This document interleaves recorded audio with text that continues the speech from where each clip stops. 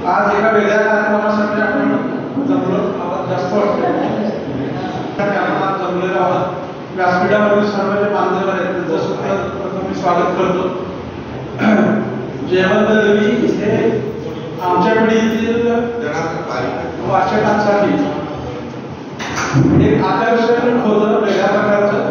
आणि ह्या कार्यक्रमाचं जे हेडिंग आहे, मथळा आहे की अस्पर्शित प्रीतीचा शोध, याचं मला स्वतः वैयक्तिक, कारण जयवंत रवींच्या साहित्यामध्ये नेहमीच स्त्री देहाचे वर्णन असतील किंवा शरीर समाजाचे वर्णन असतील किंवा काही अप्रत्यक्ष वर्णन असतील, याचा नेहमीच त्यांच्यावर टीका पण केली जायची. मग अस्पर्शित प्रीती म्हणजे नक्की काय आहे मला निश्चितच कुतूहल आहे. तर मला ते खूपच आवडेल. पण जेव्हा वाचनाची सवय, जेव्हा आम्हाला आवड निर्माण झाली तेव्हा चक्र पहिल्यांदा समोर जेव्हा आलं तेव्हा भांबावून गेलो होतो आम्ही. चक्र जेव्हा वाचलेल्या भांबावून गेलं हे काय आहे, वेगळ्या प्रकारचं रसायन केलेलं आमच्या समोर आलं. कारण जेव्हा ते आले तेव्हा फार तर 17-18 वर्षाचा आम्ही असो. आणि ज्या प्रकारे जयवंत रवींचे आणि त्यातले शब्द किंवा त्यातले वाक्य अजून माझ्या डोक्यात की लुका बेनवा ही जी पात्र आहे त्याच्यात अंधारात ऋतून बसले असले वाक्य, किंवा लुका झोपडपट्टीच्या बाहेर थुंकला त्याचं वर्णन तो रुपया एवढा थुंकला, अशी वर्णन म्हणजे समोरून छानदारी वर्णन जयवंत रवी करायचे. टीका झाली त्याच्यावर. मला आश्चर्य वाटलं की मधु मंगेशकर इथे सगळे समकालीन असतील.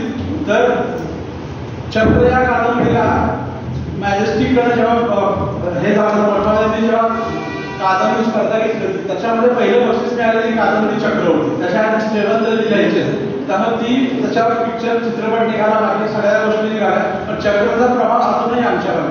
त्यानंतर खूप वर्षापूर्वी नंतर आम्ही नातीभोवती नावाचं नाटक बघितलं. ते पहिल्या रांगेत बघितलं, कारण माझा मामा सुद्धा कॉन्ट्रॅक्टर होता. पहिल्या रांगेत शाहूला मंदिरला बघितलं तेव्हा तो मतिमंद मुलगा आपली आई साडी बदलत असताना तिच्याकडे ज्या नजरेनं बघतो तेव्हा त्याच्या नजरेत ती आई नाही आहे, तर एक स्त्री आहे. हे ज्या पद्धतीनं अतुल परचुरेने दाखवलं होतं. आणि स्वाती चिटणीस नटी होती, अभिनेत्री होती, तेव्हा आईचं काम करण्यात तिने ज्या पद्धतीने रिस्पॉन्स दिला होता हे सुद्धा बघण्यात हे लिहिलं होतं. जयवंत रवी त्यांच्या साहित्यामध्ये लिहिलं होतं. किंवा संध्याच्या या नाटकामध्ये जयवंत रवी असं सांगतात की ते जायचे तालमीला आणि त्यांनी एक त्याची सूचना केली होती की संध्या छायामध्ये त्या जोडप्याचा एक मुलगा अमेरिकेत आहे, एक मुलगा अमेरिकेत आहे, एक सैन्यात आहे आणि लग्न आपल्या मुलांची होणार नाहीये, लग्नाचा समारंभ आपल्याला बघायला मिळणार नाहीये.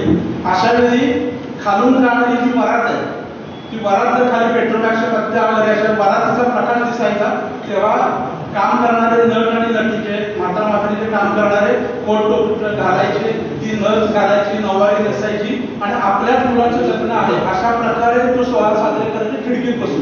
खिडकीत बसून तर म्हणजे मला स्वतः आठवतं चांगलं, खिडकीत प्रकाश दिसायचा आणि लोकांना वाटायचं की हे आपल्याच मुलाचा लग्न सोहळा साजरा करतात. ही सूचना जयवंत रवींची होती. त्या नाटकाचं दिग्दर्शन दिलीप कोल्हटकरांनी केलं होतं. नंतरच्या आधीचे नाटक माधव वाटकर होते, पण तेव्हा तुम्ही हे चांगल्या प्रकारचं सांगितलं की अशी सूचना तुम्ही केली होती. जयवंत रवी त्या पद्धतीचे लेखकांमध्ये मोठ्या प्रमाणात नंतर आपल्याला तुमच्याकडनं ऐकायलाच मिळेल. आज प्रथम सर्वांचं मी स्वागत करतो. आणि ही माझी प्रस्तावनामध्ये स्वतः सांगितलं आवडीचा लेखक आहे किंवा माझा आवडता लेखक त्या पद्धती निबंध मी सादर केला असताना हरकत नाही. तर प्रथम मी विनोद कुलकर्णी विनंती करतो की निर्मळ फडके यांची कधी करावं.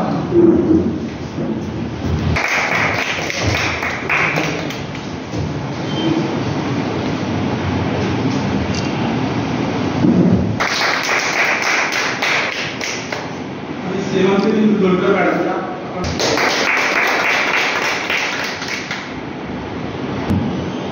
आज एक आगळा वेगळा कार्यक्रम सातारामध्ये होत आहे. पुण्यामध्ये कालमित्र व्याख्यानमालेमध्ये ज्यांची जन्मशताब्दी त्यांच्या संदर्भात कार्यक्रम झाला होता. विशेषतः जयवंत रवींच्यावर वंदनामुखी बोलल्या होत्या. सुनील डी देशपांडेंच्यावर त्यावेळेला आपल्या नावाला पण त्यांनी अगदी चांगलं विवेचन केलं होतं. नारायण दारावांच्यावर रवी मुकुट होते. जन्मशताब्दी साजरी होताना आपल्याला असं वाटत असतं की त्या लेखकाची, त्या कवीची, त्या स्वातंत्र्याबद्दल भाग घेतलेल्या एखाद्या व्यक्तीची ही जन्मशताब्दी साजरी होती. पण ती खरं आपल्यासाठी होत असते. त्यावेळी माझ्या शाळेतील काय विद्यार्थ्यांना सांगतो की कुणाचाही जेव्हा कार्यक्रम होतो तो तुमच्यासाठी आहे.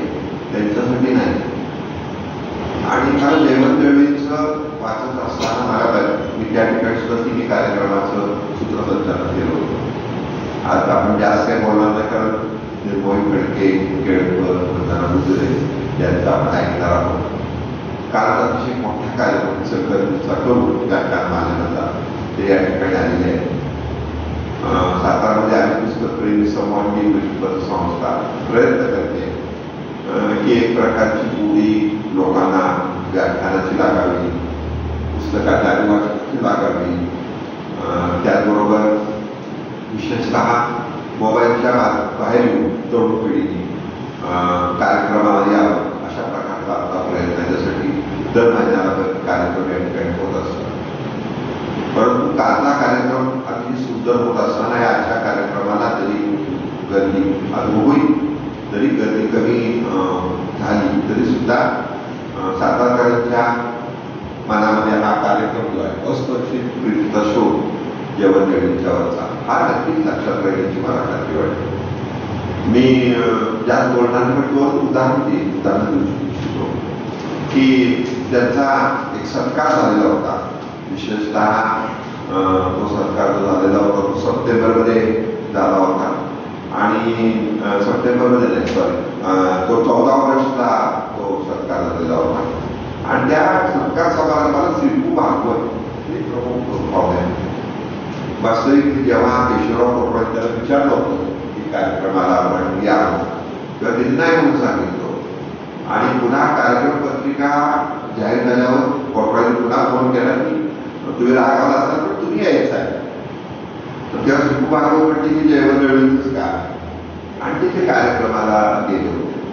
विशेषतः श्रीपू भागवत हे कवी बोलणारे अबोध व्यक्तिमत्व, भाषणाला अतिशय कंजूष असं होते. त्यामुळे ते भाषण लिहून घेऊन जायचे.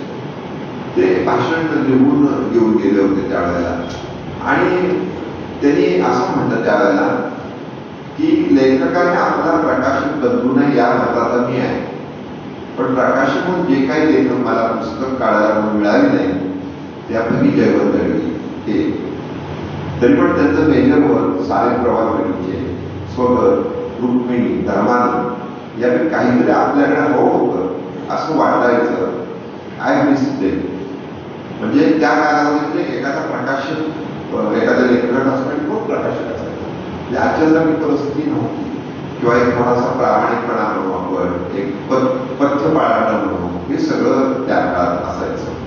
त्यांनी पुढे असं म्हटलं की खडखडपाळ म्हणून आणि एरवी त्यांनी म्हणजे की निर्मळ थट्टा केलेली आहे की त्यामुळं आमचा जो स्नेहाचं ऋण आहे ते मला नेहमी म्हणजे त्यांना असं चांगलं वाटतं. खडखडपाळामध्ये त्यांच्याबद्दल काय आहे ह्याच्या दुसरं व्यक्तिमत्व होतं ना, हसणार थोडंसं गंभीर प्रवृत्तीचं असं होतं.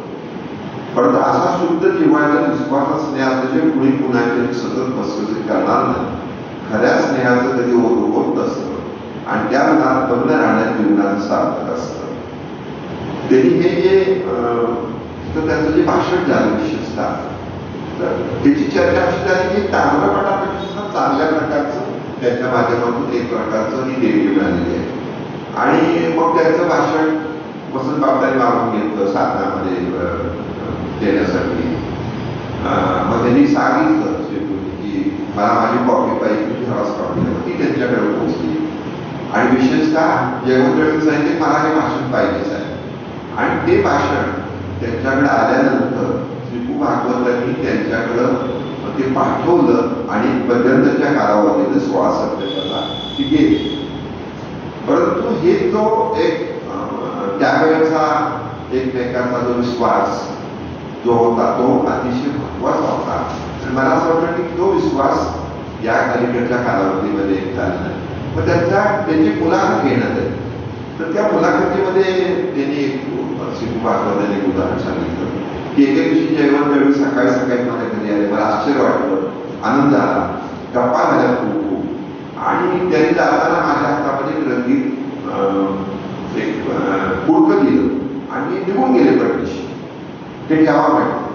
ते गेल्यानंतर ते त्याला त्याच्या ज्या पत्नी श्रीपू भागवतांच्या विमल म्हणून जे आहे त्यांना आश्चर्य वाटते. ते पुडकं उघडलं तर त्याच्यामध्ये धोत्राच्या 2 अतिशय चांगल्या प्रकारच्या जोड्या होत्या धोत्राचा.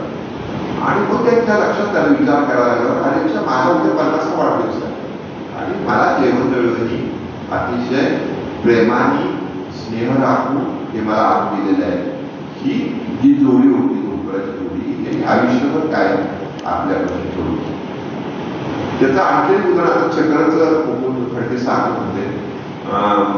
खरं चक्रच्या वेळेला असे प्रसंगी किती असं म्हटले श्री भागवत जेवण दळी फिरायला जात असताना की हे मला तुम्ही पुस्तक द्या. तर जेवण दळी म्हणजे थोडा उशीर झाला ऑलरेडी केशवराव कपाळांना ते देऊन टाकलेला आहे. तर हे मी एवढं सांगितलं की हा जो स्नेह प्रकार आहे हळूहळू कमी होत आहे. तर जेवण दळीचं हे सगळं लिखाण आपण वेगवेगळं वाचलं पाहिजे. म्हणजे त्यांचं विनोदीच्या संदर्भात असेल म्हणजे शिवाय युनिव्हर्सिटीमध्ये विनय खांडेकरांनी कादंबरीवर 15 दिवस त्याचा प्रयोग होतो. तर त्याच्या बऱ्याच कादंबरी या जेवण दळवीच्या संदर्भात थोड्या नाटकाच्या संदर्भात माहिती दिली. त्याच्यामध्ये नाटकाच्या संदर्भात होत्या भाऊबाजीच्या कादंबऱ्या होत्या. तर हे जे सगळं जे आहे हे आपल्याला लोकांच्या पुढे मांडलं पाहिजे. म्हणजे विशेषतः निर्मोही फडके, योगेश केळकर, त्याचबरोबर वंदना गुजरे हा जो प्रयत्न करताय मला वाटतं हा 7वाचा प्रयोग असेल ना तुमचा. हा 7वाचा प्रयोग असेल. परंतु हे प्रयोग वाढले पाहिजे. 15 ऑगस्ट साधारण ऑगस्ट महिन्यामध्ये त्यांचं जन्मशताब्दी समाप्ती आहे. 14 ऑगस्टचा समाप्ती आहे. पण तुम्ही आणखी कार्यक्रम झाले पाहिजे. पण नक्की मला असं वाटतं की आपण म्हणले की पूर्वीसारखं जसं काही वेळा दरकरची लक्ष्मणशास्त्री जायचे पुढे माणसं कितीच बघायचे नाही. त्यांचं ते काय ठरलेलं ते करायचं. असं जे आहे हे आपल्याला हळूहळू करणं भाग आहे. आणि हे करणं हे तितकंच महत्वाचं आहे असं मला वाटतं. जेवण दळवी हे अतिशय गाजलेलं व्यक्तिमत्व विशेषतः नाटक हे माध्यम हे त्यांच्यामुळे सकस झालं. म्हणजे आपण नातीपुतीसारखं आता उदाहरण केलं की आपण ती नाटकं अतिशय लोकांना भावलेली नाटकं आहे. परंतु जेवण दळवींनी नुसतं लिहिण्याचं काम केलं नाही किंवा त्याहीपेक्षा त्याचं एक उदाहरण त्यांच्या मुलांनी लिहिलेलं आहे. ते काय त्यात त्यांनी सांगितलं की ते इंजिनियर होणार होते. 5 वर्षाचा इंजिनियरचा कोर्स होता.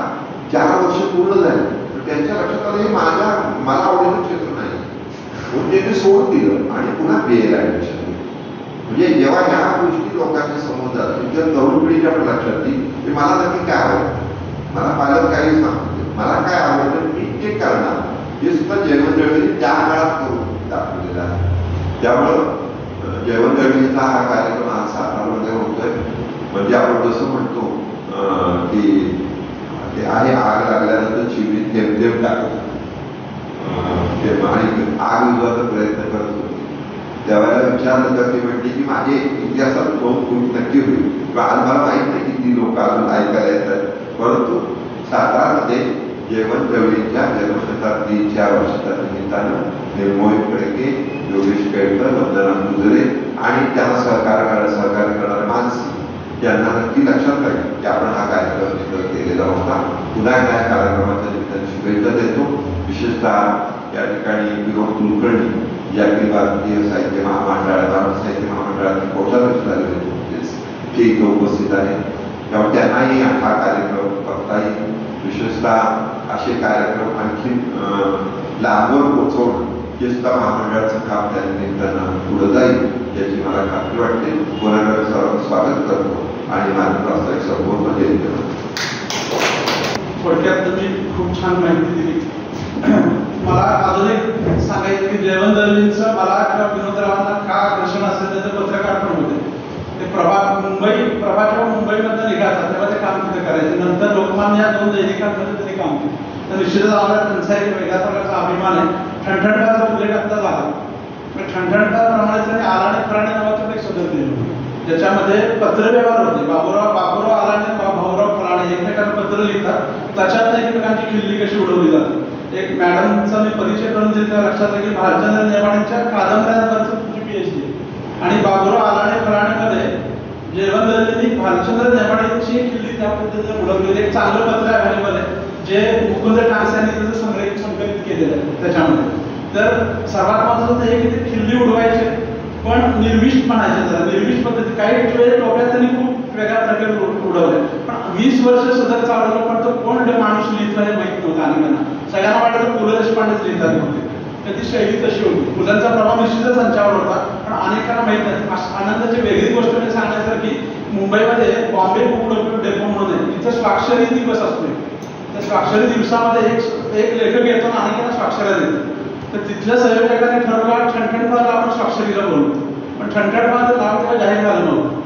मग वसंत सरवट यांनी ठणठणबाजचं जे व्यंगचित्र काढलं होतं ते मोठं व्यंगचित्राचं फ्लेक्स उभं केलं, त्याच्या मागे जयवंत दळवी दडले आणि त्यांनी येणाऱ्याला फक्त ठणठणबाज अशी सही दिली, जयवंत दळवी अशी सही दिली नाही. तोपर्यंत नाव जाहीर केलेलं नव्हतं की कोण लिहित आहे, ते नंतर जाहीर झालं. तोपर्यंत ठणठणबाज जयवंत दळवी लिहितात, अलाने फराणी पण ते लिहितात माहीत नव्हतं. नंतर ते सगळं मुकुंद ठाकरेंनी कंटिन्यू केलं, जयवंत दळवी गेल्यावर हे चालू राहिलं. म्हणजे हे अशा प्रकारे आता सकाळमध्ये आपल्याला सणवारी सर्वच चंदन शिवे दिसतात लिहिताना अशा प्रकारे, की जे साहित्यिकांवर टीका करतात. अनेकांना त्या पडतात न पडतात, पण किंवा ब्रिटिश नंदी आहेत किंवा अजून दोघं तिघं आहेत जे अशा प्रकारचं लिखाण करतात, पण ती पिढी नंतर नाही.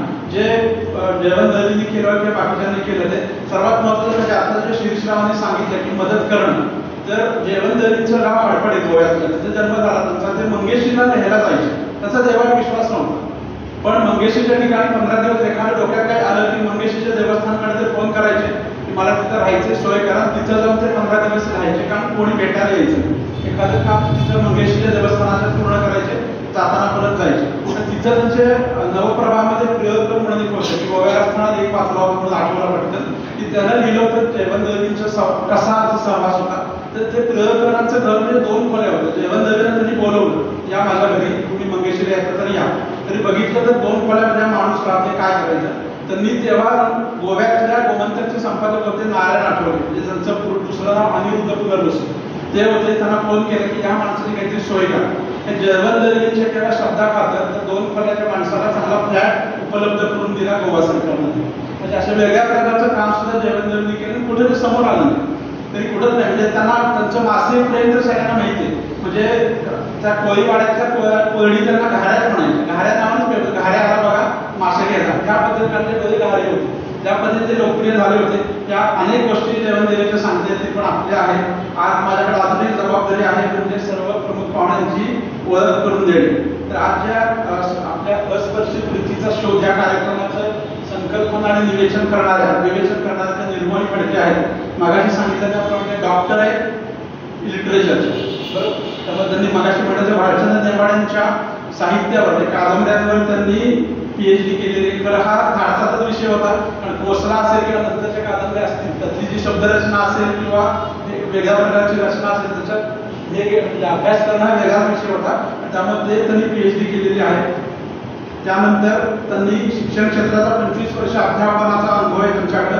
नव्या राष्ट्रीय शिक्षण धोरणांतर्गत मराठी लेखन, blog writing, content, creative writing इत्यादी आणि लघु अभ्यासक्रम घेण्यासाठी महाविद्यालयांमध्ये नियमित व्याख्याता म्हणून ते काम करतात.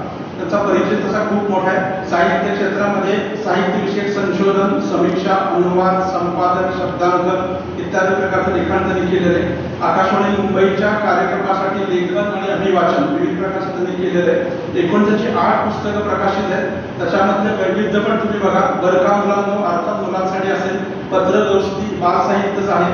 4 सख्य 24 गुंफेरा शेला 3 लेखिकांचा एक प्रायोगिक कथासंग्रह येतो. हा पण वेगळा प्रयोग आहे. चित्रपटामध्ये 4 दिग्दर्शक एकत्र येतात आणि चित्रपट काढतात ते आहे, पण 3 लेखिकांना दोन्ही कथासंग्रह काढतात. हा खरंच वेगळा प्रयोग आहे, त्याबद्दल पण त्यांचं अभिनंदन.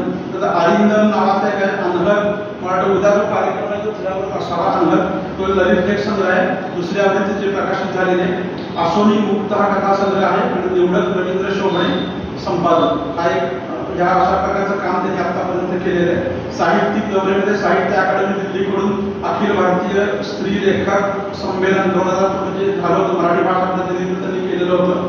निवड त्यासाठी झाली होती. भुवनेश्वर ओरिसा येथे ते संमेलन झालेलं होतं. अशा विभूती आपल्याकडे जाऊन त्यांच्या संकल्पनेत हा कार्यक्रम आलेला. मला उत्सुकता मगाशी म्हटलं तसं अस्पष्टकृती म्हणजे नक्की काय याच्यावर निश्चित उत्सुकता आहे, तर त्यांच्याकडनं ते अपेक्षित आहे. नंतर दुसरे जे आपले आहेत योगेश केरकर, तुम्हाला अनेकांना तो चेहरा ओळखीचा वाटेल, जे रेग्युलर मालिका बघतात प्राईम टाईममध्ये. ते मालिकांमध्ये लोकप्रिय कलाकार. मगाशीच आमचं बोलणं झालं तेव्हा मुक्ता बर्वेची एक खूप वर्षापूर्वी मालिका आली होती रुद्रम. त्या रुद्रममध्ये त्यांचं खूप चांगलं काम झालं होतं. आणि आता सुद्धा एक घर मंतरलेलं किंवा अजून एक दोन मालिका आता मला वाटतं प्रेमाची गोष्टमध्ये सुद्धा ते होते, जे आता मालिका स्टार प्रवाह सुरू आहे ते तेजस्वी प्रधान शेवटी पण अजून आहेत, त्याच्यामध्ये सुद्धा ते कलाकार म्हणून आहेत आणि ह्या सगळ्या कार्यक्रमाचं दिग्दर्शन त्यांनी केलेलं आहे। अनेक वेळा म्हणजे छोट्या पडद्यावर पित्याची किंवा मोठ्या भावाची भूमिका म्हणून आपल्याला बघितलेलं आहे। मगाशी आम्ही बोलतो ते साठी रुद्रमबद्दल मला त्यांचं लक्षात आहे, अजूनही त्यांचं काम लक्षात आहे, केवळ त्यांच्या त्या कमी एपिसोड रुद्रम हा टीव्हीवरचा प्रयोग असला तो OTT प्लॅटफॉर्म सारखा होता की तेव्हा मुक्ता बर्वे आणि मोठे कलाकार सगळे असून सुद्धा त्यांचं काम तेव्हा खूप चांगल्या प्रकारे लक्षात राहिलं होतं। हे या सर्व कार्यक्रमाचं दिग्दर्शन ते करणार आहे। नंतर जे तिसरे आपल्याकडे आहेत वंदना गुजरे, त्यांचा परिचय देतो करून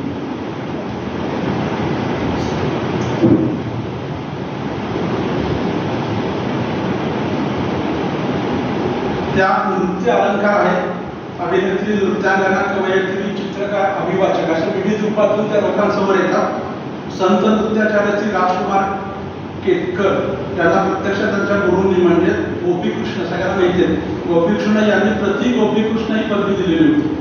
अशा आपल्याकडे समोर आहेत त्या स्वतःची नटराज वंदना नृत्य निकेतन ही संस्था चालवून अनेक नवोदित कलाकारांना कथक नृत्याचे शास्त्रोक्त प्रशिक्षण देत असतात। घर, नोकरी आणि नृत्यकला या गोष्टी सांभाळून त्यांनी अभिनय क्षेत्रात देखील उत्तम कामगिरी केली आहे। अनेक एकांकिका स्पर्धेत आपली आवड जोपासत त्यांनी अभिनयाची देखील अनेक बक्षिसे मिळवलेली आहेत।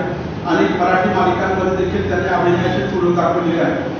एक उत्तम चित्रकार देखील आहेत आणि एक कवयित्री म्हणून कृष्ण सखी या नावाने त्यांच्या अनेक कविता देखील प्रसिद्ध आहेत। म्हणजे एकाच व्यक्तिमत्वामध्ये किती गुण असावेत त्याचे एक आदर्श उदाहरण म्हणून आपल्याला वंदनाताईंकडे बघावं लागेल। असे तीन विभूती आपल्याकडे, तीन कलाकार आपल्याकडे आलेले आहेत। आता माझं काम संपलेलं आहे, या लोकांकडे आता मी सूत्र देतो। धन्यवाद। आम्ही पुस्तकप्रेमी समूह आणि लक्ष्मी नागरी सहकारी पतसंस्था ज्येष्ठ साहित्यिक जयवंत दळवी यांच्या जन्मशताब्दीनिमित्त निर्मोही फडके यांनी पुढाकार घेऊन त्यांची जन्मशताब्दी साजरी करण्यासाठी हा कार्यक्रम बसवला, त्याबद्दल प्रथमतः मी त्यांचं अभिनंदन करतो। जयवंत दळवी हे काळाच्या पुढं पाहणारे लेखक किंवा संपादक पत्रकार होते। जयवंत दळवी विषयी पत्रकारांमध्ये एक वेगळं आकर्षण राहिलेलं की जयवंत दळवीसारखं आपल्याला लिहिता आलं पाहिजे किंवा त्या मार्गाने अनेक पत्रकार पुढे लिहिते झालेले आहेत। आणि जयवंत दळवींची जन्मशताब्दी खरंच एवढ्या प्रमाणात साजरी व्हायला पाहिजे महाराष्ट्रामध्ये, तेवढ्या प्रमाणात ती होताना दिसत नाही। त्यामुळे निर्मोही फडके यांनी केलेलं काम उठून दिसतं की त्यांनी एक दुर्लक्षित होत चाललेल्या लेखकांना, संपादकांना न्याय देण्याचा प्रयत्न केलेला आहे। त्यामुळे या सगळ्याच टीमचं म्हणजे केळकर असतील किंवा बाकी गुजर मॅडम असतील या सगळ्यांचंच मी कौतुक करतो। या कार्यक्रमाला शुभेच्छा देऊन माझे 2 शब्द थांबवतो।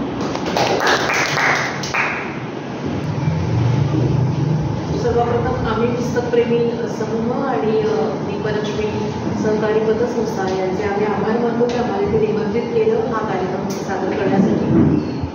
या कार्यक्रमाबद्दल एक अगदी थोडक्यात मी प्रास्ताविक सांगू इच्छिते की अस्पर्शित प्रीतीचा शोध याबद्दल आत्ताही फडके सरांनी काय औत्सुक्य त्यांच्याही मनात आहे, सगळ्यांच्या मनात आहे की ही शब्द आहे असं। त्याबद्दल एवढंच सांगेन की खरं तर ह्या कार्यक्रमाची किंवा अशा प्रकारे कार्यक्रम करण्याची एक ज्याला म्हणून की सूचना म्हणणार नेहमी पण सुचवलं ते सतीश जोशी आणि राजीव श्रीखंडे, दादर माटुंगा कल्चरल सेंटर इथले जे आयोजक आहेत त्यांनी श्रीखंडे मेमोरियल 2 दिवसाचं संमेलन दरवर्षी असतं आणि त्यांची दरवर्षी वेगवेगळी काही थीम असते, संकल्पना असते।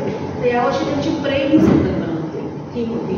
तर त्यांनी मला असं सुचवलं की आम्हाला त्या संमेलनामध्ये जयवंत दळवींच्या जन्मशताब्दी निमित्ताने कार्यक्रम करायचा आहे, पण आम्हाला वेगळा विषय हवा आहे काहीतरी।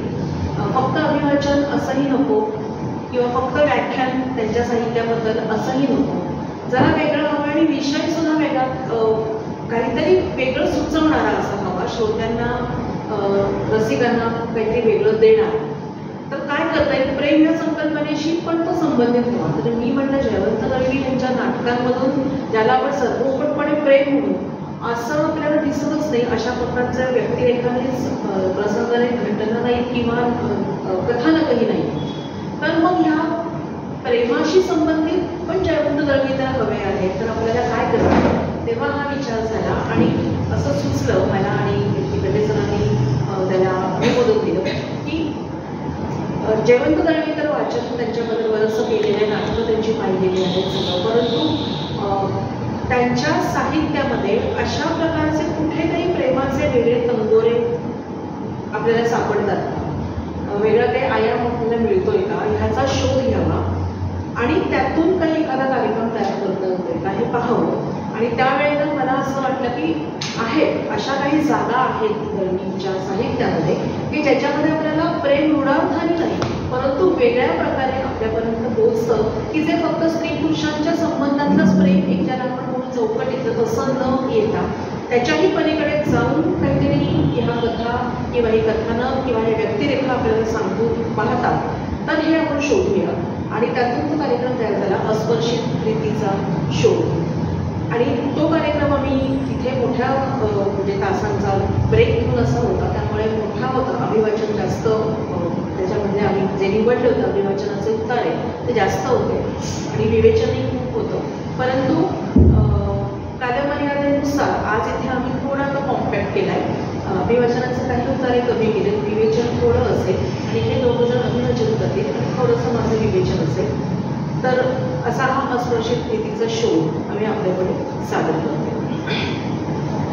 जयवंत दळवींबद्दल आपण वाचलंय आता तर आपण ऐकलं आणि त्यांच्या जयवंत दळवी म्हटलं तर आपल्यासमोर जसं चक्र आधी उभी राहते किंवा बॅरिस्टर आपल्यासमोर उभे राहतात, पुरुष, त्यानंतर सूर्यास्त, संध्याछाया ही नाटकं आपल्या डोळ्यासमोर उभी राहतात आणि त्यांच्या कादंबऱ्याही आपल्यासमोर येतात. तर आणि कथा आणि ठणठणपाळ हे सगळे त्यांचे जे म्हणजे मराठी साहित्यामध्ये एक कविता हा विषय सोडला तर त्यांनी बऱ्यापैकी हे सगळे उपबंध हाताळले. ते स्वतः पत्रकारांनी आता आपण ऐकलंच. त्यामुळे पत्रकारितेपासून साहित्यापर्यंतचा आणि साहित्यातून पत्रकारिता असा सगळा त्यांचा प्रवास झालेला आहे.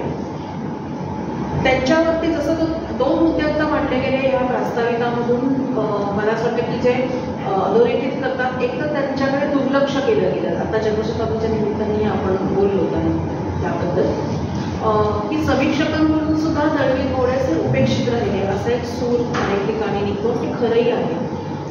पण परंतु वाचकांनी आणि प्रेक्षकांनी नाटकांनी लेखक म्हणून त्यांच्यावरती भरपूर प्रेम केलं आणि दळवींनी जो एक वेगळ्या प्रकारचा या सगळ्या उपबंधांमध्ये स्वतःचा म्हणून जो काही ठसा उमटवलेला आहे तो अमिट आहे. आणि त्यामुळे मागच्या शतकामध्ये मराठी साहित्यामध्ये जे कोणी दिग्गज म्हणून असे साहित्यिक होऊन गेलेले आहेत त्याच्यामध्ये जयवंत दळवी यांचं नाव आपल्याला घ्यावंच लागतं. त्यांना डावलून आपल्याला पुढे जाताच येत नाही. कामवासना किंवा स्त्री पुरुष संबंध किंवा शारीरिक इच्छा ज्या आहेत त्यांच्यावरती असलेला जो आपण म्हणू की फोकस त्यांच्या सगळ्या लेखनाचा हा सगळ्याच त्यांच्या साहित्यातून आपल्याला दिसतो. त्यांनी अनेक मुलाखतींमधून सुद्धा हे मांडलेलं आहे की माझ्या लेखनामध्ये ह्या सगळ्यावरती मी जास्त म्हणजे परिणामकारकतेने लिहितो. ह्याचं कारण माझा विषय, माझ्या आवडीचा विषय हा माणूस आहे आणि माणसाशी संबंधित असणारे जे काही सगळे त्याच्या मनतळाशी असलेले जे काही सगळे भावकल्लोळ आहेत ते मांडण्याचा मी प्रयत्न करतो. आणि अशा कल्लोळांमध्ये जे काही एक ज्याच्यातून नाटकीयता आहे त्याच्यामध्ये आपल्याला प्रेम ह्या विषयाच्या पलीकडे असलेली प्रीती आणि म्हणून हा प्रीती शब्द इथे मुद्दाम वापरला आहे की त्याच्याही पलीकडे असलेलं असं की ते अस्पर्शित काही आहे ते शोधण्याचा प्रयत्न. थोडंसं आपण दळवींच्या चरित्राकडे जरा पाहूया कारण ह्याच्यात नंतर पहिलं जे अभिवाचन होणार आहे त्या संबंधाने मी सांगू इच्छिते की दळवींनी स्वतःच त्यांच्या मुलाखतीमध्ये सांगितले की वयवर्ष 2 म्हणजे समज आल्यापासून किंवा वयवर्ष 1 पासून ते 16-17 वर्षापर्यंतचा जो माणसाचा काळ असतो त्याच्यामध्ये त्या स्त्री असेल पुरुष असेल त्याच्या संबंधात आलेली जी कोणी माणसं असतात, जे वातावरण असतं, जो परिसर त्याला लागतो, त्या सगळ्याचा प्रभाव त्याच्या पुढच्या सुद्धा जीवनावरती, त्याच्या सगळ्या मनाच्या घडणीवरती, वृत्तींवरती, स्वभावांवरती असतो आणि ते कुठे ना कुठेतरी नंतर दिसत राहतं. लेखक म्हणून माझ्या संपूर्ण प्रवासामध्ये हा माझा जो पहिला काळ आहे 16-17 वर्षाचा, कोकणामध्ये मगाशी उल्लेख झाला त्यांच्या गावाचा, तर ह्या कोकणातल्या सगळ्या वातावरणाचा, त्यांच्या घरामध्ये असलेल्या संयुक्त कुटुंब पद्धती ते वाटते. तर एकत्र कुटुंब पद्धतीमध्ये असणाऱ्या सगळ्या माणसांचे जे काही एकमेकांशी असलेले ताणेबाणे असतात, भावबंध असतात, त्यांचा आणि त्याच्या पलीकडे कोकणातलं जे गुणरम्य वातावरण आहे आणि त्या काळात ते होतच अशा बदललेले. तर ह्या सगळ्याचा माझ्यावरती, माझ्या अबोध मनावरती कुठे ना कुठे परिणाम झाला आणि त्याचंच नंतर रूपांतर तुम्हाला वेगवेगळ्या प्रकारे विखुरलेलं दिसतं माझ्या साहित्यकृतीमध्ये. आणि ज्या पद्धतीची माणसं माझ्या भोवती होती, त्याच्यातच कोणाकोणाचे एकेकाची वैशिष्ट्य एकत्र करून माझ्या काही व्यक्तिरेखा तयार झाल्या. विशेषतः स्त्रियांच्या बाबतीतलं त्यांचं जे लेखन आहे, ज्या व्यक्तिरेखा त्यांच्या आहेत, त्या आपल्याला अगदी मुख्यत्वे करून कोकणातली स्त्री एका एकत्र कुटुंब पद्धतीमध्ये रांधणारी, कष्ट करणारी आणि स्वतःच्या भावनांचं दमन करणारी अशी जी स्त्री आहे, त्या स्त्रीला त्यांनी आपल्या साहित्यातून पुढे आणलं. हे जे भावनांचं दमन आहे, या भावनांच्या दमनामध्ये कुठे प्रीती आहे का, काही फक्त शारीरिक वासना आहे, ह्याचा शोध घेणं एक अभ्यासक म्हणून मला महत्त्वाचं वाटतं, एक वाचक म्हणूनही मला महत्त्वाचं वाटतं. आणि दळवींनी त्यांच्या एका मुलाखतीत असं सांगितलंय की मला प्रेम आणि प्रेमाशी संबंधित असलेल्या गोष्टी मला नाही कळल्या आयुष्यामध्ये, पण मला असं वाटतं की खरं तर त्यांना प्रेम कळलेलं आहे, कारण त्यांनी ज्या पद्धतीने या व्यक्तिरेखांमधून ते मांडलं तेव्हा आपल्याला समजतं की अतिशय तरल त्यांनी ते प्रेम व्यक्त होतं. कळत नाही आपल्याला वाटतं की शारीरिक वासना आहे किंवा हे देहाशी संबंधितच फक्त हे गोष्टी लिहित आहेत, परंतु नाही, त्याच्याही पलीकडे जाऊन जेव्हा त्यांच्या व्यक्तिरेखा असं एखादं वाक्य संवादामध्ये बोलून जातात किंवा असं काहीतरी सांगतात की तेव्हा कळतं की ही व्यक्ती ह्या दुसऱ्या व्यक्तीवरती ज्या प्रकारे अस्पर्शित प्रीती करत होती त्याचा कुठेतरी आपल्याला तिथे एक भाव मिळतो आणि समजतं की दळवी हे लेखक ह्या सगळ्या म्हणजे ज्याला आपण म्हणू की सरदोपटपणे प्रेमकथा लिहिण्याच्याही पलीकडे जाणारा असा हा लेखक होता. व्यक्ती किंवा स्त्री हे त्यांच्या लेखनाचं जे मुख्य वैशिष्ट्य आहे, त्याच्यातल्या कोकणातल्या स्त्रीच्या सगळ्या एकूणच भावबंधाविषयीचं प्रतिनिधित्व करणारी एक व्यक्तिरेखा आहे, जी संपूर्ण साहित्य विश्वामध्ये त्या कथेबद्दल त्यातून त्यांची ओळख जास्त अधोरेखित झाली. जयवंत दळवी यांचे कथाकार म्हणून सुरुवातीला त्या कथेच्या अभिवाचनाने आज आपण त्या कार्यक्रमाची सुरुवात करतोय. ही स्त्री आहे एका एकत्र कुटुंब पद्धतीमध्ये स्वतःच्या इच्छांचं आणि आपल्या भावनांचं दमन झालेली, परंतु तरीसुद्धा एका ज्याला आपण विकृत म्हणू शकणार नाही परंतु वेडसर अवस्थेला गेलेल्या, कारण हे असे सगळेच त्यांच्या नाटकांमध्ये त्याच्यामध्ये अशा प्रकारची या व्यक्तिरेखा दिसतात. तर ही त्या वेडसर भावनेकडे किंवा त्या एकूणच आपल्या स्वतःच्या व्यक्तिमत्वाच्या बदलाकडे ती कशी गेली, का गेली, ह्याचा शोध घेण्याचा प्रयत्न ह्या कथेतून, ह्या अभिवाचनातून आपण करूया. त्याचबरोबर फक्त स्त्रीच नाही तर पुरुषाचे सुद्धा काही तरल असे भाव असतात मनातले, जे तो व्यक्त करू शकत नाही, पण जेव्हा तो व्यक्त करतो त्यावेळेला समजतं की ही अस्पर्शित प्रीती आहे आणि ही इथे सापडते. आणि म्हणून या अशा एका अतिशय त्यांच्या गाजलेल्या कथेचं अभिवाचन कार्यक्रम इथे ऐकूया. रुक्मिणी अभिवाचन करतायत वंदना वसुले. कथा रुक्मिणी. विठ्ठलराव अस्वस्थपणे ओट्यावर येरझारा घालत होते. येरझारा घालता त्यांना एकाकी भास झाला. भिंतीवरचा रुक्मिणीचा फोटो 1-2 दिवसात कुणीतरी ओल्या पाण्याने पुसून चकचकीत केला होता आणि उत्तर त्यांचा फोटो सुद्धा तोही खूप दिवसांनी नवा दिसला. मध्येच शतपावली थांबवून त्यांनी ध्यान एकाग्र केले. आज या खोलीत गोष्टी चालू. निश्चित काही असं ऐकले हे असंच चाललंय. गेला आठवडाभर ही खलबत चालली आहे आपली 6 मुलं आणि वसंतराव यांच्या. पण निश्चित काय दिसतंय त्याचा वासच लागू देत नाही एकाच. वसंतराव रुक्मिणीचे थोरले बनले आणि त्यांनी हे आपल्याला डावलून आपल्याच मुलांची असं संकल्पना करावं हे शोभतं का त्यांना? वसंतराव येतात काय, माधव आणि इतर मुलं आतल्या खोली चर्चा करतात काय, पण एकाही या बाबतीत बापाचा सल्ला घ्यावा असं मुलांना वाटत नाही. मेवण्याला विश्वासात घ्यावं असं वसंतरावांना वाटत नाही. एवढा समंजसपणा निदान वसंतरावांनी तरी दाखवायला हवा होता. रुक्मिणी वेड्याच्या इस्पितळात गेल्यापासून आपण आयुष्याच्या बाहेर पडलो आहोत. आपल्याला काही जीवनच उरलेलं नाही अशी विठ्ठलरावांची भावना झाली. त्यांचे डोळे आतून सुरू डोळ्यांच्या कड्यात तणतणत आहे तसं वाटलं. गळा चिमल्यासारखा झाला. आपण तेवढ्या मोठ्यावर एकटे पडलो आणि बाकीची माणसं आतून कड्या लावून घरात मजा करत आहेत असं वाटून त्यांच्या मनात परकेपणा उठवला. चमत्कारिक अस्वस्थतेपणाने त्यांना डोक्याचे खवले उडत आहेत असं वाटलं. त्यांनी घराघरात केस खाजवले. फावडं फुटपाव घेऊन ते अंगणात उतरले. बागकाम करणं हा त्यांचा वेळ घालवण्याचा, मन गुंतवण्याचा एक आवडता छंद. ते स्वतःशी म्हणत ही रोखी बनू, त्यांना जीव तोडून वाढवा, हवा तसा आकार द्या, मनात आलं तर फांद्या छाटा, पण बिचारी कसली म्हणून कुरकुर करणार नाही. मुलं वाढवण्यापेक्षा ही रोटीच वाढवलेली बरी. या पोरांना लहानाची मोठी केली, किरकिरी जीव तोडून त्यांचं संगोपन केलं, पण आपल्या पायावर उभी राहताच ती ताट झाली सांगू. बापाची किंमतच नाही. काय काय कमी केलं मी या पोरांचं म्हणून त्यांनी हा असा दुष्टावा करावा, असं वेगळ्यासारखं वागावं. आता घरात तेवढा हाकलून द्या, तेवढंच बाकी राहिलंय. 2 दिवसापूर्वी प्रभाकर गाडी घेऊन गेलाय, पण जाताना शिक्षणे सांगितलं नाही कुठे जातोय म्हणून. अरविंदाला विचारलंय ते साल्याची दात खडी बसली. माझ्यापासून कशाला लपून ठेवायला पाहिजे? मी काय वेगळी आहे त्याचं? खुर्प्याने एकाच जागी आपण खूप खणलंय आणि खड्डा पाडलाय हे त्यांच्या लक्षात आलं. म्हणून गुडघ्यावर हाताचा भार टाकून ते तिथून निघले आणि दुसरीकडे. एका कोपऱ्यात त्यांनी खड्डा खणायला सुरुवात केली. तिथे त्यांना पेरूचं रोप लावायचं होतं. फावड्याने ते खड्डा खणत राहिले. 1.5 खड्डा झाला नाही, तोच त्यांना दम लागला. म्हणून थोडा वेळ ते श्वास टाकत उभे राहिले.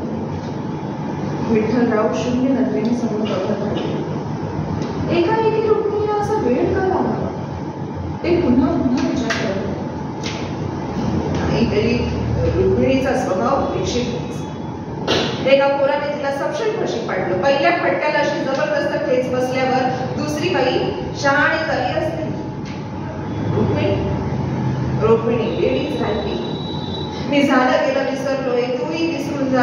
अगं मी तुला सुखी करीन, आपण सुखी हो, अनेकदा तिला सांगून बघितलं. शेवटी सांगून तीच मध्ये पुन्हा पुन्हा सांगून तिला झाल्या प्रसंगाची आठवण करून देणं काही बरं नाही असं वाटून मीच सारं विसरून गेलो. पण बहुधा ती विसरलीच नाही. आतल्या आत तिचा हट्ट चालूच होता. कुठेतरी बघत बसायची. तिचे डोळे एकावर राहायचे, असले तरी स्वप्नात रमून जायचे. डोळ्यात खिन्नतेचं सावट असायचं तिच्या, त्यामुळे मला चोरासारखं वाटायचं. तोच पोरगा अजूनही तिच्या मनात आहे की माझ्या रूपाचा डावेपणा तिला फुटतोय. मला मात्र तिच्या सौंदर्यानं वेळ लावलं होतं. वेळा होऊन तिला जवळ ओढावं तर ती शिळेसारखी थंड असायची, ओढगार असायची. तिच्या नाकावर नाक ठेवून तिच्या डोळ्यात हावरटपणे पाहावं तर तिचे डोळे पिते दिसायचे. डोळ्यातून नजर उडून गेलेली दिसायची. तिच्या हृदयात शिरायला आता आणखी काय करायला पाहिजे असा वर्षे विचार करता करता मन अक्षरशः पिंजून जायचं. तिला वेळ लागला तेव्हा निदानच झाली. पुढे सांगितलं तिची एकामागोमाग एक अशी 6 बाळंपणं तिच्या मनाविरुद्ध झाली, म्हणून तिच्या भानावर तिच्या मनावर परिणाम झाला. खड्डा खणतोय, दार मोठसावं विठ्ठलरावांनी उत्तर दिलं आणि ते तसेच जोरजोराने खड्डा खणत राहिले. काय लागलं त्याच्या? मला पुरून घेतोय. विठ्ठलराव तिरस्काराने उठतात. त्यांना वाटलं होतं वसंतराव म्हणतील हो कशाला कारणा करून घेत आहे मला काय झालंय आणि मग वसंतरावाने 4 गोष्टी सुनावता कुणाचा गोडं मारलं होतं मी या घरात बायकोला वेळ लागला त्याचं मला का दुःख नाही गेल्या 4-6 दिवसात घरात खलबत चालली आहे पण एका शब्दाने मला कोणी विचारलेलं नाही 2 दिवसांपूर्वी प्रभाकर मोटार घेऊन गेलाय कुणाची मोटार ती माझीच ना पण विचारलं मला सांगितलं मला कुठे गेलाय आणि का गेलाय तुम्ही वसंतराव तुम्ही तर माझे एवढे आहात ना पण कधी बोलला की बाबतीत माझ्याशी काय मी अपराध केलाय कुणाचा गुन्हा केलाय बोला ना आता का गाफील बसले बोला पण तेवढा सुद्धा योग नव्हता मी मलाच फिरून घेतोय या खड्ड्यात या वाक्यानंतर वसंतराव माघारी फिरले आणि तिथून नजरेआड वसंतराव भेटून येतात मुलं भेटून येतात तिला प्रभाकर सुद्धा तिलाच भेटायला गेला असला पाहिजे मलाच तेवढी तिला भेटायची बंदी गेली 10 वर्षे मी तिला भेटलेलो नाही तिला पाहिलेलं नाही एकदा सुद्धा तिचे डोळे पाहिले नाही तिचे नाक पाहिलं नाही तिच्या केसातून हात फिरवला माझे भरलेले डोळे तिला दाखवता आले नाही एवढं काय केलंय मी त्या घरात मी कधी रडलो तर नका एवढी सुद्धा सहानुभूती नाही उलट हा कालचा पोर माधव मला म्हणतो आता कशाला रडतात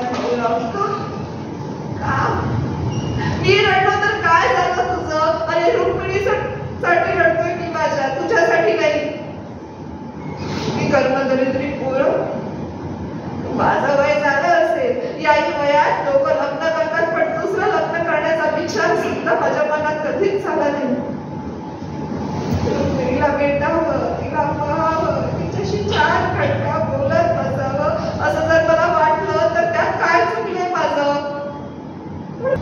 त्यांच्या डोळ्यांची बुबुळ लाल भरत तापलेल्या डोळ्यासारखी दिसत नाकातून पाणी शिंपत होतं सारं अंग थरथरत होतं नाही मी वसंतरावांच्या घरी जाणार नाही हवं तर बागेत मला जिवंत करून टाका पण मी या घरातून बाहेर पडणार नाही खड्डा तर खडला नाही त्यातच करून टाका मला मी खड्डा खडलाय असं ते परत म्हणत राहिले आणि मग जीव गेल्यासारखे ते तिथेच निश्चेष्ट होते या अनपेक्षित प्रकाराने काय करावं हे माधवाला सुचेनासं झालं तो बराच वेळ खुंटासारखा तिथेच राहिला आई इथं आली म्हणजे तिला कसलाच त्रास होता का माधवने माघार घेत अरे काय बोलतोयस माधव मी तिला कधी कसला त्रास दिलाय का मी तिच्यासाठी काय कोणत्या दिलेलं आहे तुला नाही माहित विचार या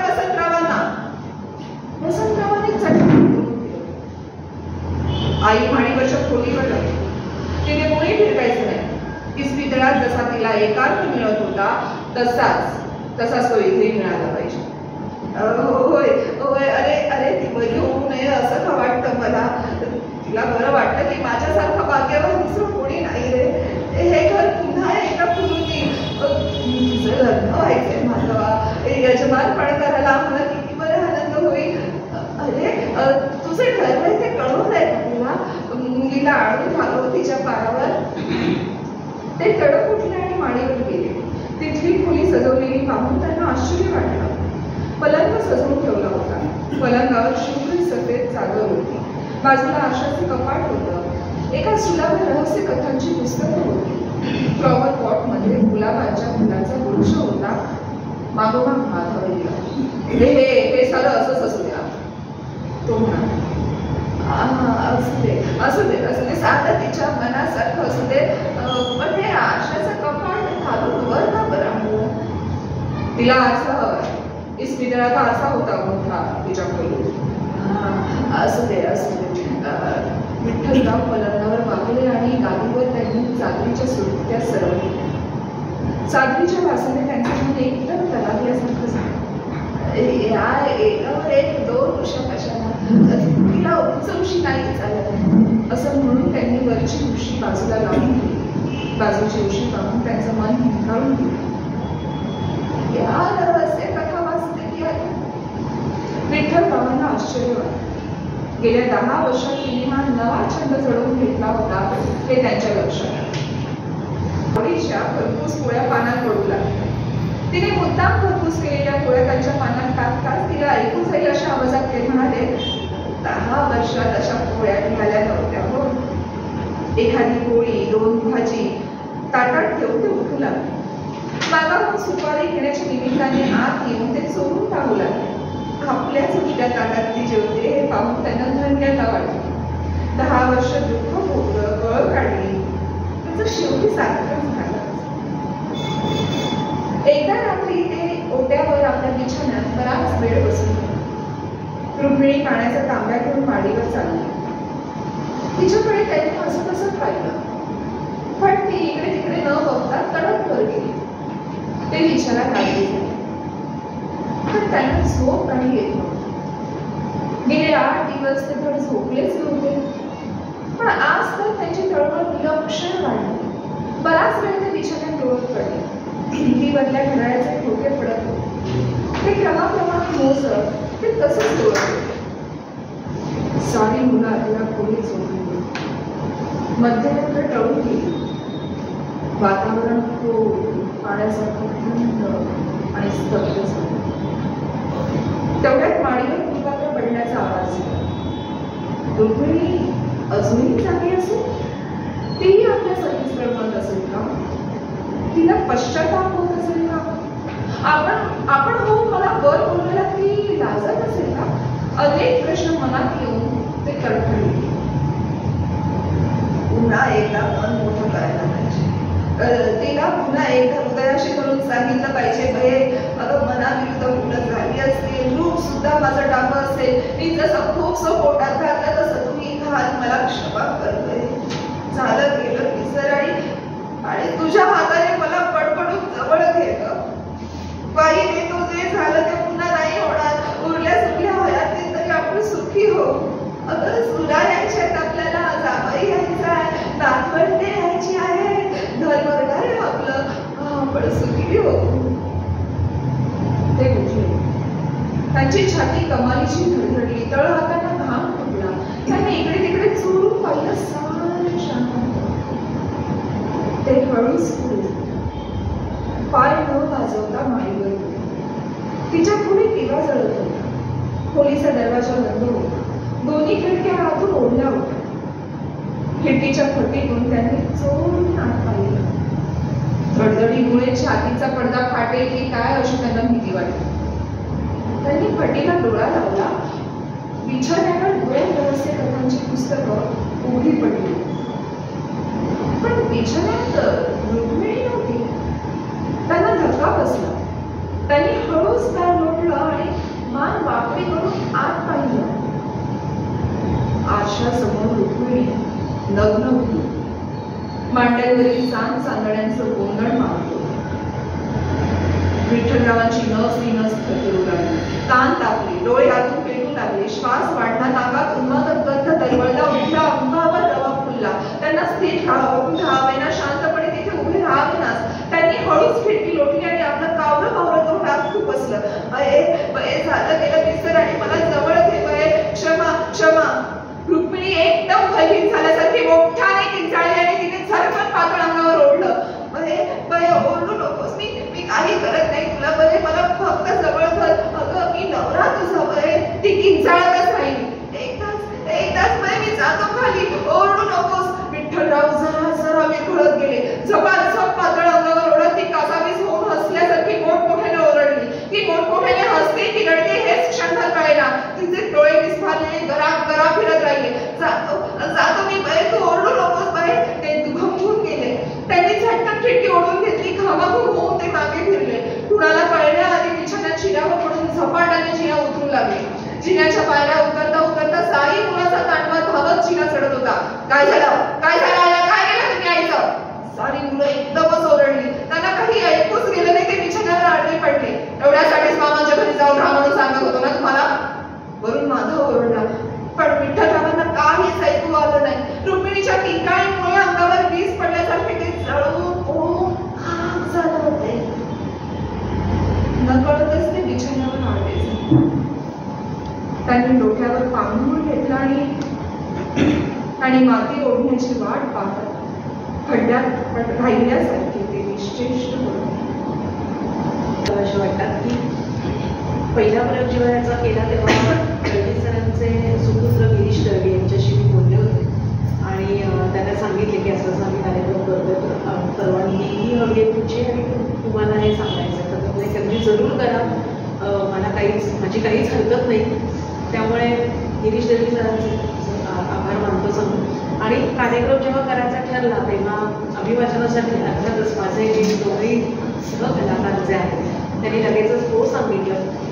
योगेश अतिशय उत्तम असा दिग्दर्शक आहे. आमचा उद्याचा जो कार्यक्रम आहे त्याचा दिग्दर्शकही तोच आहे. त्यामुळे अभिवाचनाचं सुद्धा दिग्दर्शकीय दृष्टिकोनातून त्याला आकार देणं हे त्याचं काम असतं आणि त्याला आवडतं. त्यामुळे त्यांनी लगेच हो सांगितलं आणि वंदना आणि योगेश यांनी मला सहकार्य करायचं कबूल केलं आणि हा कार्यक्रम तयार. आता रुक्मिणी आपण ऐकली. तुम्ही जसं म्हणालात की थोडीशी विस्मृतीमध्ये गेली होती. दीर्घ कथा आहे, त्याचं संकलनही यांनी केलं आणि कारण ती तेवढ्याच वेळेमध्ये आपल्याला बसवायला हवी, त्याला वेळ थोडा जास्त त्याच्यामध्ये जाईल. परंतु त्याचे संकलन करणंही महत्त्वाचं आहे की नेमकं आपल्याला श्रोत्यांपर्यंत काय पोहोचवायचं आहे ह्याचा विचार त्या संकलनाच्या मागे असतो आणि ते महत्त्वाचं असतं. साल 1941 मी 16 वर्षांचा. वेळ सकाळची 10:15 मी शाळेत चाललो होतो. हे वयच असतं. मनात वाटायचं एखाद्या सुंदर मुलीने आपल्याला बघावं, आपण कोणाला तरी आवडावं. गिरगावातल्या त्या रस्त्याने मी चाललो होतो आणि इतक्या त्या दोघी दिसल्या. त्यांनाही मी दिसलो. मी डोळे वर करून बघितलं तेव्हा त्या माझ्याचकडे बघत होत्या आणि बघता बघता गालात गुपचूप हसल्या असं मला वाटलं. आपापसात काही कुजबुजल्या सुद्धा असाव्यात किंवा नुसतंच मला तसं वाटलं असं. त्यांना बघताच माझ्या मनात पहिला विचार आला, आपली बायको अशी असते त्या दोघीतल्या कुणा एकीसाठी. अशी आपली बायको असावी हा विचार सुद्धा पहिल्यांदाच मनात आला.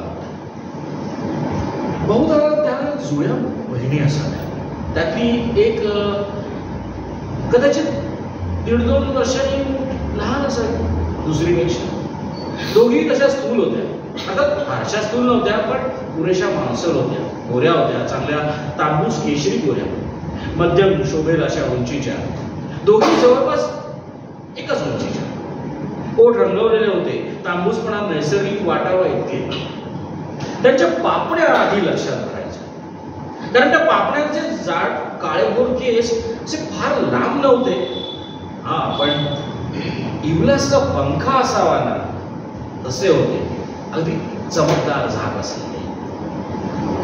आपण त्या वयाला मात्र माझ्यापेक्षा मोठ्या होत्या, माझ्यापेक्षा 8-10 वर्षांनी तरी.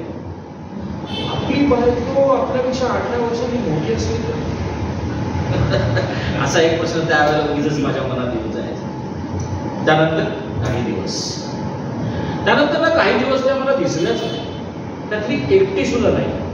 एकटी दिसेल असं वाटलं नव्हतं, एकटी दिसावी अशी इच्छाही नव्हती. दिसल्या तर दोघी दिसाव्यात तशाच, एकाच रंगाच्या रेशमी गोल साड्या, एकाच रंगाचं पोलक, एकाच रंगाच्या पर्सेस आणि पुन्हा वेणीचा एक शेपटा छातीवर आणि एक मागे, दोघींचाही. पण नाही, त्या दिसल्याच नाहीत. मग त्या गिरगावातल्या रस्त्यावरून मी वेगवेगळ्या वेळी फेऱ्या मारल्या. कधी कोपऱ्यावर उभं राहिलो, कधी इराणाच्या हॉटेलमध्ये चहा पीत बसलो, पण नाहीच दिसल्या. हा पण मग त्यातली एक मात्र दिसली स्वप्नात.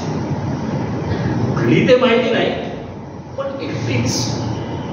सगळे केस असे छान मोकळे सोडलेली, सगळं मांसल शरीर दाखवणारी, पापण्यांच्या खूपच लांब पंख्यांनी वारा वाढणारी, मिठीसाठी जवळ जवळ येता येता नको ती जाग आणणारी. अजून काही दिवसानंतर मी ना बसनी चाललो होतो. संध्याकाळी बॉम्बे सेंट्रलवरनं बस पुढे गेली आणि माझं सहज लक्ष गेलं आणि माझ्या अंगातून एक चमक सरसरून गेली. हिरव्या मुसलमानी वस्तीच्या इमारतीतून त्या खाली उतरल्या. त्यांच्याबरोबर कोणीतरी होता, काय माहिती. पुढल्या स्टॉपवर बस थांबण्याआधीच मी धाडका उडी टाकली आणि वेड्यासारखा धावत सुटलो. त्या हिरव्या इमारतीकडे गेलो, पण त्या तिथे दिसल्याच नाही. गाईडने दोन्ही दिशांना बघितलं, दोन्ही दिशांना टॅक्सी भरधाव धावत होत्या. त्यातल्या एक त्या दोघी जणी असा तसा भास झाला. त्या दोघी मागे आणि तो पुरुष पुढच्या सीटवर ड्रायव्हर जवळ. कारण मला काचेतून 2 वेण्या दिसल्या होत्या, सायली किंवा मोगऱ्याच्या, पण वास मात्र आला आपला एकदम दगड. त्या मुसलमान तर नसतील, मी तर हिंदू आहे. मी घाईघाईने त्या इमारतीमध्ये चढलो. 1, 2, 3 सर्व मजले, सगळ्या त्या डबल खोल्यांवरती लक्ष टाकत फिरलो. एकाही दारावर मुसलमानी पाटील दिसली नाही. कुठल्याही खोलीमध्ये मुसलमानी कुटुंब दिसलं नाही. खाली उतरलो तेव्हा सुटकेचा निश्वास सोडला त्या मुसलमान नसाव्यात. त्यानंतर खूप दिवसांनी माझी BA ची परीक्षा त्याच दिवशी संपली होती की मला अगदी असं छान मोकळं सुटल्यासारखं वाटत होतं. त्यामुळे रात्री जेवून मी असा फेरफटका मारायला बाहेर पडलो होतो. तोंडात पान होतं. आता तोंडात माझ्या पान का होतं हे मला का आणि कसं आठवतं हे कळत नाही, पण आठवतंय. अबरावच्या रस्त्यानं चाललो होतो. कदाचित 9च्या सिनेमाला जाऊन बसावं असाही विचार होता. बसलो असतो तसं नाही. आणि अकस्मात त्या उभ्या होत्या. मी खरं तर थोडासा हेमुसलो. त्या दोघींना अंगाने थोड्याशा सुटल्या होत्या. पण असू दे, त्या अजूनही सुंदर होत्या, देखण्या दिसत होत्या. पोस्टासमोर उभ्या होत्या त्या बस स्टॉपवर. D रूट बससाठी बहुधा. फक्त दोघीच आणि तिसरा मी एकटाच. बराच वेळ आम्ही एकमेकांना बघत होतो, पण काळोख होता. मग बस आली आणि बसमध्ये त्या दोघी अगदी मागच्या सीटवरती जाऊन, पाठीमागे आडवी सीट असते ना त्या सीटवरती बसल्या. ती खरं तर चौघांची सीट, पण त्यावर आधीच 2 जण बसलेले होते, त्यामुळे मला जागा नव्हती. इच्छा मात्र खूप होती की कुणाच्या तरी एकीच्या तरी शेजारी बसायला मिळालं. समोरच्या सीटवरती सुद्धा चौघे बसले होते, तरी सुद्धा तिथे घुसून बसण्याचा मी प्रयत्न केला. अर्थात बसता आलं नसतंच, पण सुदैव तेवढ्यात त्यातला एक जण उठला. मी पटकन तिथे बसलो त्यांच्या समोर, त्यांना बघत. याच्याऐवजी हा त्यांच्या शेजारी बसलेला निळा कोटवाला उतरण्यासाठी उतरला असता तर, असा विचार बरोबर मी त्यांच्याकडे बघत राहिलो. त्याही दोघी माझ्याकडे अधनमधन बघत होते. माझी छाती विलक्षण धडधडायला लागली होती. पण इतक्यात माझ्या लक्षात आलं, हा निळा कोटवाला जरा फाजील असायला हवा. कारण बस वळली नसली तरी बस वळण्यासारखा तो उजवीकडे झुकत होता आणि आपला उजवा दंड त्यातल्या एकीच्या डाव्या दंडाला टेकवत होता. माझं सगळं लक्ष त्या दंडांकडे, दोन्हीला. निदान तिने तरी बाजूला सरकायला हवं होतं. तर तिने त्या निळ्या कोटवाल्याच्या तोंडाकडे बघितलं, मग त्यानेही बघितलं. त्याचं पाहणं ना खूप विचित्र आहे, तरी ओंगळवाण होतं. पण तिने तरी निदान निषेध नापसंती म्हणून उठून उभं राहायला काही हरकत नव्हती ना. पण मग त्या दोघी आपापसात काहीतरी कुजबुजल्या आणि हसल्या. त्यातली एक तर खूपच हसली आणि हसता हसता ती निळ्या कोटवाल्याच्या अधिक जवळ सरकली. का तो सरकला माहिती नाही. तो तर तेलकट हलकटच दिसत होता. बस बोरी बंदरला थांबली. तो त्या बसचा शेवटचा स्टॉप होता त्या अंडरग्राऊंड मोतारी जवळचा. सगळी बस रिकामी झाली. सगळेजण खाली उतरले. मी पण खाली उतरून तिथेच घुटमळलो. आधी ना रागाने बघितलं त्या कोटवाल्याला. तो बस मधून उतरला तेव्हा ना अधिक ओंगळ वाटला त्याचं नुसतं पोत्यात भरल्यासारखा. तो घाईने बटणं सोडून त्या मोतारीत उतरला होता. तो गेला याच मला खूप बरं वाटलं. अंधाऱ्या रात्री त्या निर्जन वस्तीत त्या दोघींनी असं फिरणं बरं नव्हतं. पण त्यांना त्याचं काहीच नव्हतं. त्या रेंगाळणाऱ्या चालीने चालत राहिल्या. एकदा त्यांनी मागे वळून बघितलं तर मी तर थरकल्यासारखं झालो. त्यांनी पुन्हा एकदा मागे वळून बघितलं आणि त्या थांबल्या. मी चालत राहिलो. त्यांच्या अगदी जवळ गेलो तर त्या माझ्याकडे बघून हसल्या. गाला उठत नाही. अहो चांगल्या चमकदार हसल्या. मग मी थकून हसलो. आओगे चलो ना, त्यातली एक मला म्हणाली. दुसरी मात्र थंड उभी होती, पण तिने चुंबन पिळण्यासाठी म्हणून ओठ पुढे करावे ना तसे केले होते आणि ओठावर डोक्यावर उजव्या हाताची तर्जनी आपटत होती. 20 रुपया. मी तर नुसताच उभा राहिलो. ते काय म्हणतात ना शक्तिपात, त्याच्या आधीचा तो क्षण असावा बहुधा. कितना देंगे? ये अच्छा नाही आहे. एवढंच मी कसा कसा बोललो. म्हणजे मला आणखी बोलायचं होतं पण मी बिरगळून खलास झालो होतो. मी चक्कन मागे वळलो. तो निळा कोटवाला बटन लावून घाईघाईने येत होता, पण मला नंतर मात्र मागे वळून बघण्याचं धाडसच झालं नाही. त्यानंतर आणखी 2 दिवस. त्यानंतर 2 दिवस मी अत्यंत अनोळख्या अवस्थेत होतो. त्या अवस्थेची ना माझी धड ओळखही झालेली नव्हती तेव्हा, आणि आता त्यातलं नीटसं आठवत नाही. कदाचित माझा प्रेमभंग झाला असावा असं मला वाटलं. कदाचित तसं नसेलही, पण ना खूप काही हरवून बसलो असं मात्र वाटत होतं. एकदम रितेपणा जाणवत होता. काहीतरी होऊ नये ते मन खजील करणारं असं काहीतरी नेमकं झालं होतं. मग त्या दिवसात ना त्या 2 दिवसामध्ये मी खूप भटकलो. वणवण, अगदी खूप वणवण, रात्र गडद होईपर्यंत. Opera house, Boribandar, GPO, Bombay Central, खूप वणवणलो. त्या दोघी दिसल्या नाही. तो निळा कोटवालाही दिसला नाही. खरं तर कोणी दिसावं अशी अपेक्षा नव्हतीच. बिंबोना दिसू नये अशीच इच्छा होती. पण 2च दिवस. मग कुणी न सांगता न सवरता माझं मीच वळण घेतलं. माझा मीच नीट जागा झाला. त्या तुम्ही कोण कुठल्या आणि कोणाच्या का असे ना, माझ्या कोण, मी त्यांचा कोण, अशा प्रश्नांची उलटसुलट हेलपाटे झाले आणि माझा मीच ताजा तवाना झाला.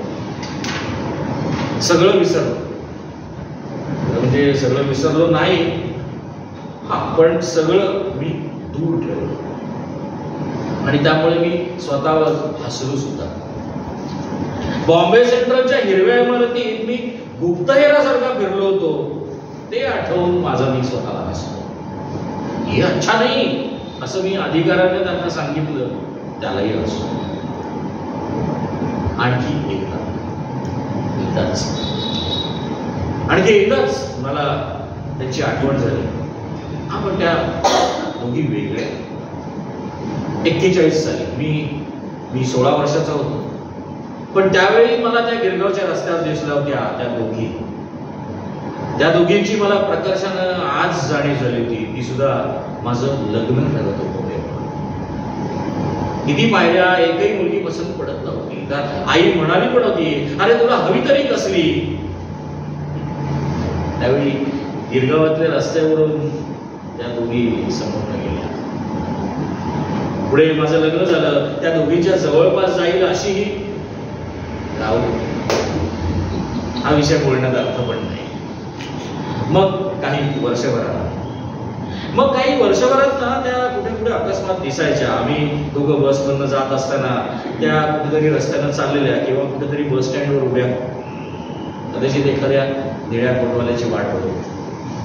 एखाद्या रात्री रेल्वे स्टेशनात बायकांच्या मुतारे शिरताना, एकदा ठाकूरद्वारला दुपारी त्यातली एक फुटपाथवरती थक्कल मारून बसली होती आणि दुसरी तिचा दंड होत होती.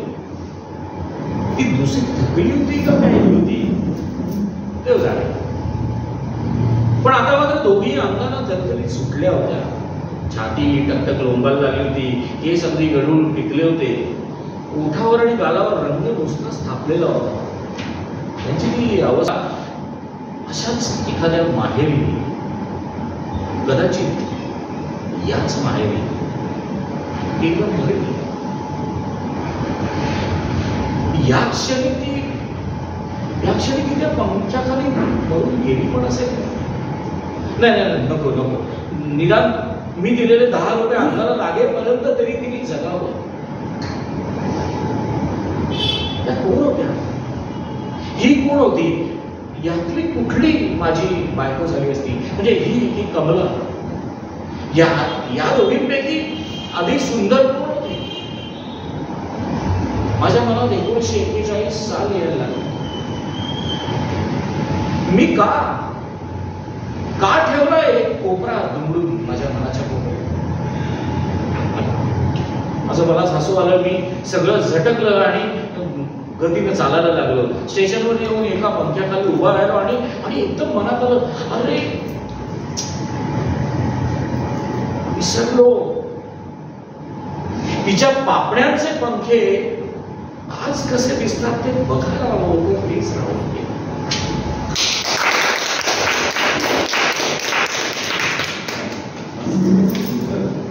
अभिवाचन ऐकलं पुस्तक असं काय याच्या पुढे वाचवणार नाही. दोघांचंही सुंदर की बॅरिस्टर पात्र आहे आणि जी राधाक्का आहे त्यांच्यातली ती सगळी मूढ प्रीती आहे. ती विधवा आहे आणि नुकतंच तिला बाळ झालेलं आहे, नवरा गेलेला आहे. अशा वेळेला त्यांच्या डोळ्यांना जो काही त्रास होतोय, डोळे लाल झाले उन्हाळ्यामुळे वगैरे वगैरे, तर त्या मावशी ज्या आहेत त्या म्हणतात की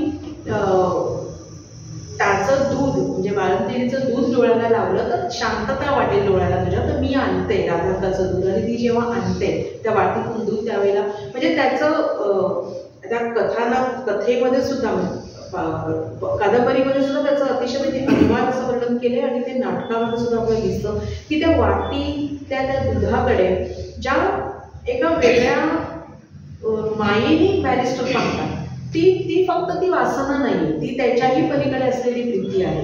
तिच्याबद्दल वाटणारं ते फक्त हे आकर्षण नाही, तर त्याच्या पलीकडचं जे माणूसपणाचं जे नातं आहे तेही त्याच्यातनं आपल्याला दिसतं. तर असे अनेक छोटे छोटे छोटे बरेच आपल्याला कंगोरे दळवींच्या लेखनातून दिसतात. आणि म्हणून दळवींवरती जो नेहमी अनेकांनी आरोपही केला की फक्त स्त्री पुरुष वासना आणि शरीरांची वर्णनं, देहाची वर्णनं आणि अशा प्रकारचंच त्यांचं लेखन आहे.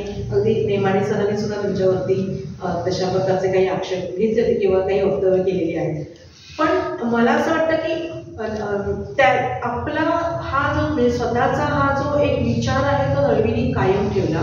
आणि फ्रॉइडचा जो विचार आहे, जी आदिम माणसाच्या आतमध्ये असलेली जी आदिम जाणीव आहे, वृत्ती आहे, ती कुठे त्याचं दमन झालं की ती कुठेतरी वर येते, पण ती वेगळ्या पद्धतीने सुद्धा अशा प्रकारे, कारण आणि म्हणूनच माणूस आणि प्राणी यांच्यामध्ये फरक आहे. दळवी यांची फक्त 3-4 जे काही कोट्स आहेत ते मी आता वाचून दाखवते आणि नंतर आपण पुढे जाऊया. साहित्य हे माझ्या रक्तात होतं आणि ते अनुवंशिक, पण ते अनुवंशिक मात्र नव्हतं. युसिस मध्ये असताना जास्तीत जास्त प्रवास मी आगगाडीने केला. समोरची सरकती धावती दृश्य अदृश्य होऊन मला काहीतरी नवीन गोष्टी दिसू लागत. माझ्या कथानकातली काही पात्रे मला अशीच सुचली आहेत. बाकी गोष्टी तात्पुरत्या पोटासाठी आहेत आणि लेखन तेवढं प्राणभूत मूलभूत आहे असं मी मानित आहे. प्रचार, लोकशिक्षण, समाजाचं परिवर्तन ही साहित्याची बीजे नाही असं माझं मत बनत गेलं. दीर्घकाळ टिकणाऱ्या साहित्यात व्यक्तींचे प्रश्न, व्यक्तींमधले संबंध आणि दुःख यांना महत्त्व असतं. अमेरिकन स्त्री पुरुषांच्या सहवासात दीर्घकाळ राहूनही माझ्या लेखनात त्या स्त्रिया आल्या नाही, पण हिंदू समाजातल्या मध्यमवर्गीय पारंपरिक अशा स्त्रिया आल्या, कारण अशा स्त्रियांच्या सहवासात मी वाढलो आणि वावरलो. लग्नापूर्वी किंवा लग्नानंतर दुसऱ्या पुरुषाशी स्त्री मैत्री ठेवू शकत नाही ही मला एक सामाजिक आणि वैयक्तिक शोकांतिका वाटते. स्त्रियांची आणि पुरुषांचीही कोंडमाऱ्यात असलेली मने हा मला आकर्षित करून घेणारा विषय आहे. या विषयावर विशिष्ट दृष्टीने प्रकाश टाकण्याचा माझा प्रयत्न असतो आणि हाच प्रयत्न ते करत आले, पण त्याच्यातून सुद्धा ते माणूसच शोधत आले आणि सतत माणूसपणाच्या शोधामध्ये राहिले. नातीगोतीचं नाटक किंवा इतरही त्यांची जी नाटकं महासागर किंवा संध्याछाया या सगळ्या नाटकांमधून अशाच प्रकारची नाती शोधण्याचा त्यांनी प्रयत्न केला. जयवंत दळवी यांच्या जन्मशताब्दीच्या निमित्ताने त्यांच्या स्मृतींना आपण सर्वांनी अभिवादन करूया. एक त्यांच्यासाठी म्हणून लिहिलं एक छोटंसं पत्र मी एक लिहिलंय, ज्याला म्हणून मनोगत असं म्हणायला हरकत नाही, ते वाचून दाखवते. आणि त्यानंतर त्यांचं ज्याला आपण म्हणू की कालजयी लेखणीने लिहिलेलं जे नाटक आहे त्या नाटकाचं अभिवाचन आपण ऐकणार आहोत. लेखनाच्या समीक्षकांकडून सादर अभिवादन. तुमचं कालजयी लेखन आम्हाला सतत काही वेगळं देत असतं, सुचवत असतं. किती तऱ्हांनी लेखन केलंय तुम्ही. लेखणीशी इमान राखणारे तुम्ही खरे लेखणी बहादर आहात. तुमच्या लेखन पसाऱ्यात आपण सदैव स्वतःला हरवून टाकावं असं आम्हाला वाटत राहतं. तुमच्या साहित्य कृतींमधलं वेळ आम्हाला प्रेमात पाडतं, वेडं करतं. या वेडाबद्दलची तुमची प्रीती आमच्यातही झिरपू लागली, झिरपली. म्हणूनच त्या अस्पर्शित प्रीतीबद्दल थोडं काही मांडण्याचा हा प्रयत्न हा अगदीच तोकडा आहे माहिती. अहो, एका प्रबंधाचा विषय ठरावा असा आहे हा. 2 तासांच्या अवकाशात त्याला आम्ही कसं बांधणार. पण तरीही आमच्यासारख्या रसिकांना हवं असतं असं काही वेळ. म्हणून हा अगदी छोटासा प्रयत्न. ह्यासाठी अनेक लेखक समीक्षकांच्या पुस्तकांचे संदर्भ आमच्या उपयोगी पडले, त्यांचे आभार. या निमित्तानं तुमच्या लेखनाच्या प्रेमात नव्यानं पडलो, नवे बुडलो हेही नसे थोडके. दळवी सर, लेखन वाचनातली ही अस्पर्शित प्रीती अशीच राहो ही इच्छा आहे. काही गोष्टींना स्पर्श न करताच किंवा ते न करण्यातच खरं समाधान असतं. हे अपुरेपणच तर कला साहित्याला प्रवाही ठेवणार. जे तुम्ही ठेवलं तुम्हाला मनापासून अभिवादन. आज आम्ही पुस्तकप्रेमी समूह व दीपलक्ष्मी नागरी सहकारी पतसंस्था यांच्या वतीने हा एक आगळा वेगळा अनोखा कार्यक्रम आयोजित करण्यात आलेला आहे. अस्पर्शित प्रीतीचा शोध. जयवंत दळवी यांचं हे जन्मशताब्दी वर्ष आहे. आपल्याला सगळ्यांना ज्ञात आहे की अत्यंत चतुरस्तर प्रतिभा संपन्न असं हे व्यक्तिमत्व होतं. आणि एक पत्रकार, प्रवास वर्णनकार, कथाकार, कादंबरीकार असे वेगवेगळे पैलू त्यांच्या साहित्याला लाभलेले होते. आणि अत्यंत मराठी साहित्यातलं एक आघाडीतलं साहित्यिक म्हणून त्याच्याकडे पाहिलं जात होतं. मानवी मनाचे कंगोरे तपासणं किंवा मानवी मनाचा तळ शोधणं हे दळवींच्या लेखनाचं खरं वैशिष्ट्य होतं. आणि मुळात सकृतदर्शी दिसणारी माणसं आणि प्रत्यक्ष वागणारी माणसं यांच्यातले जे आता मॅडमनी शब्द वापरला ताणीबाणी, ते त्यांच्या साहित्यातून अत्यंत प्रभावीपणे परिणामकारकपणे प्रकट होत होते. बऱ्याचदा जयवंत दळवींच्या लेखनात एक तरीवाईक माणसं असतील, वेडगळ माणसं असतील, त्यांची एक वेडगळ नावाची खूप चांगली गाजलेली कादंबरी होती. अशा अनेक साहित्यात येते. परंतु आता जो आपल्या या इथला विषय आहे मूळचा अस्पर्शित प्रीतीचा शोध, तर त्या दृष्टीनं आता इथं आपल्याकडं हा कार्यक्रम सुरू आहे.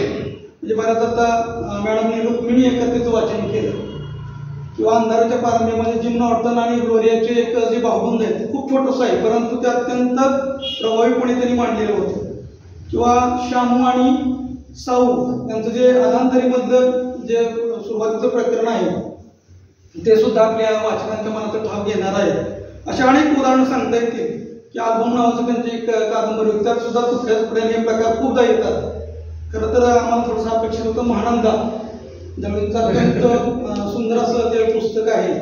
आता केळकर सरांनी जे वाचन केलं त्या दोघी मला वाटतं निराळा या कथासंग्रहातलं ते त्यांच्या सुरुवातीचीच कथा आहे.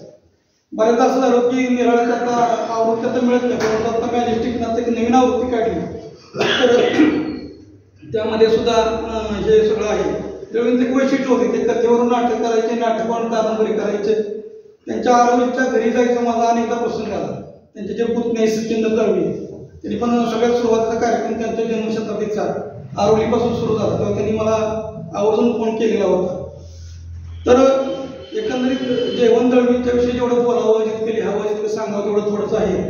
आणि आज आमचे जे आम्ही पुस्तकप्रेमी समूह असेल त्याचे प्रवर्तक चिटणीस सर असतील, नानद सर असतील, संदीप श्रोत्री यांनी हा जो आगळा वेगळा कार्यक्रम आयोजित केला, त्या कार्यक्रमासाठी उपस्थित असणाऱ्या निर्मोहीताई, त्याचबरोबर वंदना गुजरे मॅडम, योगेश केळकर या सर्वांचं मी या समूहाच्या वतीने मनपूर्वक स्वागत करतो, धन्यवाद त्यांना देतो. आमच्या पडके सरांनी सुद्धा दळवींच्या लेखनातलं त्यांचा जो स्थायी भाव होता त्याचे अनेक पैलू उलगडून सांगितलेले आहेत. आणि खरं तर खूप वेळ झालेला आहे तरी सुद्धा आपले सगळे अत्यंत म्हणजे तुमचा रोहावरो असेल, सादरीकरण असेल, अत्यंत प्रभावीपणे आपण सर्वांनी सादरीकरण केलं. आपण इथं उपस्थित राहिल्याबद्दल मी सर्वांच्या वतीनं आपले आभार मानतो. आमचे साताऱ्यातील जे साहित्यप्रेमी आहेत, आता बऱ्यापैकी मला नाव माहिती माहीत नाही, तर मी सर्वांचं पुन्हा एकदा आभार मानतो, धन्यवाद व्यक्त करतो. हे जे उपलब्ध करून दिलं चिटणीस साहेबांचं नेहमीच सहकार्य असतं, नेहमी पुढाकार असतो या गोष्टीचा. साहित्य चळवळ अधिकाधिक रुजली पाहिजे, लोकांच्याकडे पोहोचली पाहिजे, त्याचा सर्वसामान्य वाचकांना फायदा झाला पाहिजे हे ठेवून हे वेगवेगळ्या प्रकारचे कार्यक्रम इथं आयोजित जातात. तर त्यांचा सुद्धा मी या इथला कर्मचारी वर्ग या सर्वांचं मनपूर्वक धन्यवाद व्यक्त करतो आणि थांबतो. उद्याच्या कार्यक्रमाची सांगा, उद्याच्या कार्यक्रमात निश्चित करायचं. उद्याला त्याच वेळेला यांचा कार्यक्रम आहे ते जरा उद्या सुद्धा आपल्या या कार्यक्रमाला अधिकाधिक उपस्थिती लागेल अशी मी अपेक्षा व्यक्त करतो आणि थांबतो. कुटुंबासारखं एका घरगुती याच्यासारखं वाटतंय आणि एवढ्या मोठ्या साहित्यिकाचं हे वाचताना आम्हाला सुद्धा बरं वाटलं. मी पण तुमचा आभारी. उद्या परत आपण सगळे भेटणार आहोतच. या नाटकाविषयी वाचताना निश्चित सांगेन एक दिग्दर्शक म्हणून ती ज्या वेळेला माझ्या हातामध्ये मी त्यावेळेला बघितलेलं नव्हतं, कारण हे खूप वर्षांपूर्वीचं नाटक, मी लहान होतो त्यावेळेला, त्यामुळे मी ते काही बघितलेलं नव्हतं. पण ज्या वेळेला हा प्रस्ताव माझ्याकडे आला की अरे असं आपण त्यांच्या साहित्यावरती काहीतरी करतोय, तर कुठेतरी एखादं नाटक पण असायला हवं त्याच्यामध्ये. तर 2-3 नाटकं मी चालली त्याच्यात. त्याच्याने हे तर अजरामर आहे. खूप लोकांनी, खूप कलाकारांनी जेव्हा त्याचं ओरिजिनल कास्टिंग वाचलं पुस्तकामध्ये, म्हणतात अरे माझे गुरु ज्यांना मी देव मानतो आणि जो माझ्या आपल्यातून गेलाच नाही असंही आजही मानतो, तो म्हणजे विनय काका, विनय आपटे, ज्याच्या सान्निध्यात मी खूप राहिलो नशिबाने. तो माझा गुरु आणि आजही तो माझा गुरु आहे. तो त्या नाटकामध्ये होता. मी ज्या वेळेला वाचलं त्यावेळेला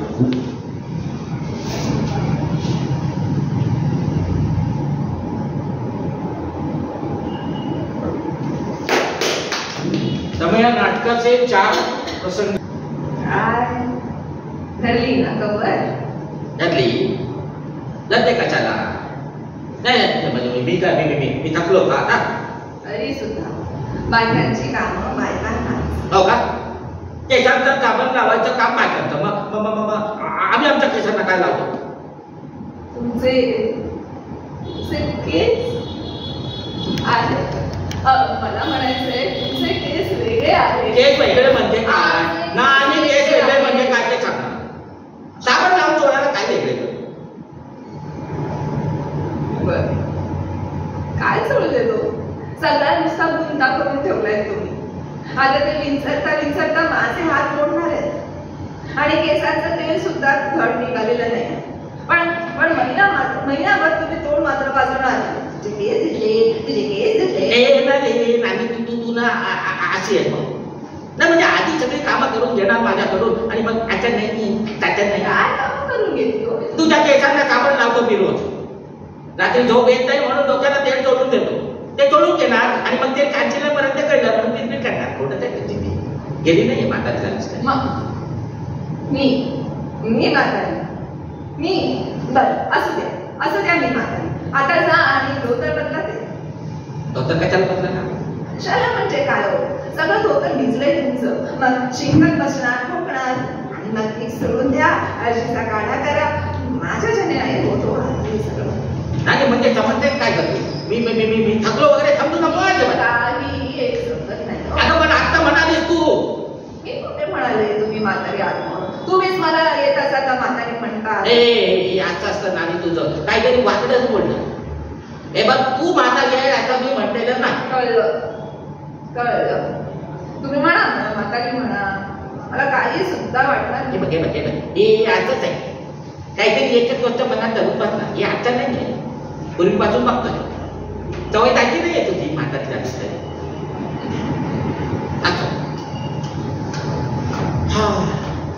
त्याला महिना संपलेला आहे. हे काय नानी हे काय हे कॅलेंडरचं पान कोणी फाडलं? मी फाडलं का? म्हणजे काय हो? आता मी फाडलं काय झालं? तुझा हात कसा पोचला? सुलावर चढले. लाज नाही वाटत आहे का हे बोलायला? तुला सुलावर चढायचं काय कारण होतं? एकदा पडशील आणि गुडघा मोडून घ्यायची ना तेव्हा कळेल. आधी तुझा पाय म्हणजे हा एवढा असू द्या. माझा एक पाय एवढा असू द्या. तुमचे बरे आहेत ना? निमोऱ्यासारखे आहेतच. नाचरी मोरा आमच्या चापणात नाचरी मोरा. नाचा आता लहान मुलासारखे नाचताना तो गुटका तेवढा सांभाळा. अहो पण मला एक सांग, मी बोलतोय ते खोटं आहे का? नाही, तू स्टुलावरनं जर खाली पडलीस तर आता तुम्ही जेव्हा मोरीत पडून मुलगा मोडून घेतला तेव्हा तुम्ही मोठ्या स्टुलावर चढला होता. हे बघे आता काय तुझं वाकड्यातच बोलणार, तुझी सवय आहे तुझी. हे बघ नानी, मी तुझी चेष्टा केलेली नाही. उलट तूच माझी जेव्हा तेव्हा चेष्टा करत असते, माझ्या गुडघ्याची चेष्टा करत असते. काय चेष्टा? गुडघ्याची वाटी मी काय मुद्दा मोडून घेते? मी कधीही तुमची चेष्टा केलेली तू नाही. खूप वेळा केलेली आहेस. काय केली हो? गुडघ्यावरती स्टेनलेसची वाटी घातली तर तूच म्हणाली होती आमटीला झाली असती वाटी, ती गुडघ्याला कशाला लावली म्हणून. मी नाही अहो तसं काही म्हटलं, म्हणजे एकदा कधीतरी म्हटले होते, पण एकदाच हो. तू सारखी चेष्टा करत असते तर माझ्या गुडघ्याची. आता नाही येत तो मला वापरता, दुखतो त्याला मी काय करू? आता तर नाचले मोरा म्हणत चालला होता नाचायला. नाचा की नाचा ना. नाही काय करता हो? नाचा की थोडं. नाही आता भाव खाऊ नका, नाचा बरं. अगं नाही ग बाई, माझा पाय खरंच तू खरंच दुखतंय का? मग नाचायचंच कशाला आपण? मी कुठे नाचलोय अजून? मग माझ्या डोक्याला साबण लावायला कशाला आलात नाचत नंतर? वा वा वा वा वा वा वा. हे बरं आहे ना, मी कुठे आलो ग? तूच म्हणाली होती एखादा जरा चांगला साबण तोडा, एखादा तरी मला टाकता येईल. पेलाच नाहीये अजून. असू दे, मला सांग आज गुरुवार आहे. हो का हो? वा वा वा वा. गुरुवार घड्याळाला चाबी देण्याचा मान. हे बघा तुम्ही स्टुलावर सोडून चावी द्यायची नाही हा. मीच देणार आहे चावी. तू हो स्टुलावर चढ. होय का? मी कधी स्टुलावर चढलेच नाही. मी काय करेन? आणि मी काय जन्मात स्टुलावर चढलो नाहीये का कधी? घरातली आगपेटी संपली आणि खाली जाऊन आला म्हणलं तर तुझा पाय दुखतं, जिना उतरवत नाही, चढवत नाही, आणि स्टुलावर मध्ये जाऊन लगेच चढायला अगं सवय नको का व्हायला या गुडघ्याला? काही नको. गुडघा दुखतो म्हणून आपण गप्प राहिलो ना तर त्या स्टुलावर कधीच नको करायला. तुम्हाला काही झालं तर ते काय नाही. मीच देणार चावी, तुम्ही स्टुलावर चढायचं नाही. नाही आज मी चावी देणार. उगीच ना थोडासारखं करू नका.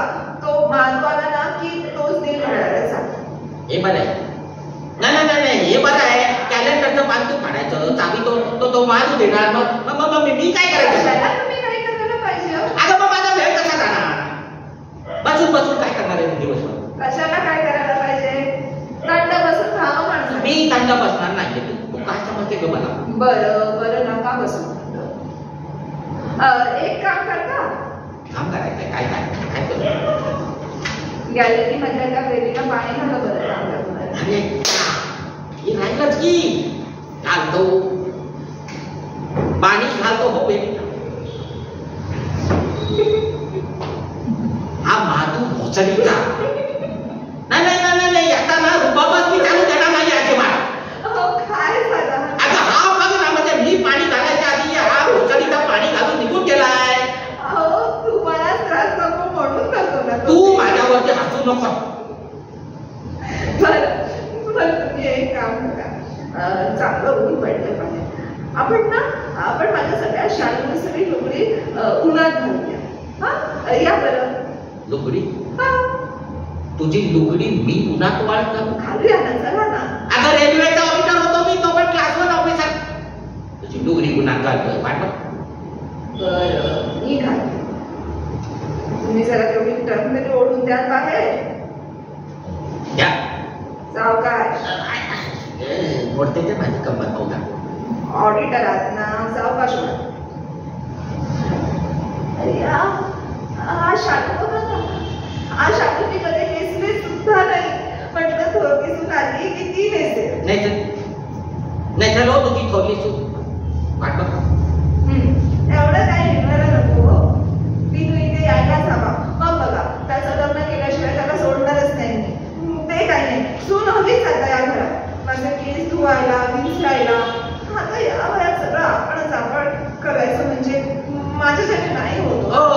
तुझ्या गार असते केव्हाचं बघा.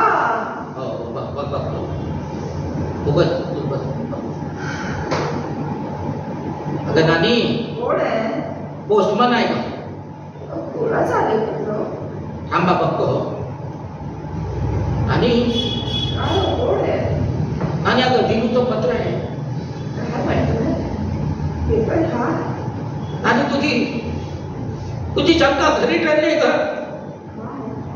आपल्या दिनूने लग्न केलं तिथे अमेरिकेत आणि ते तिथल्या मुली शिकलं.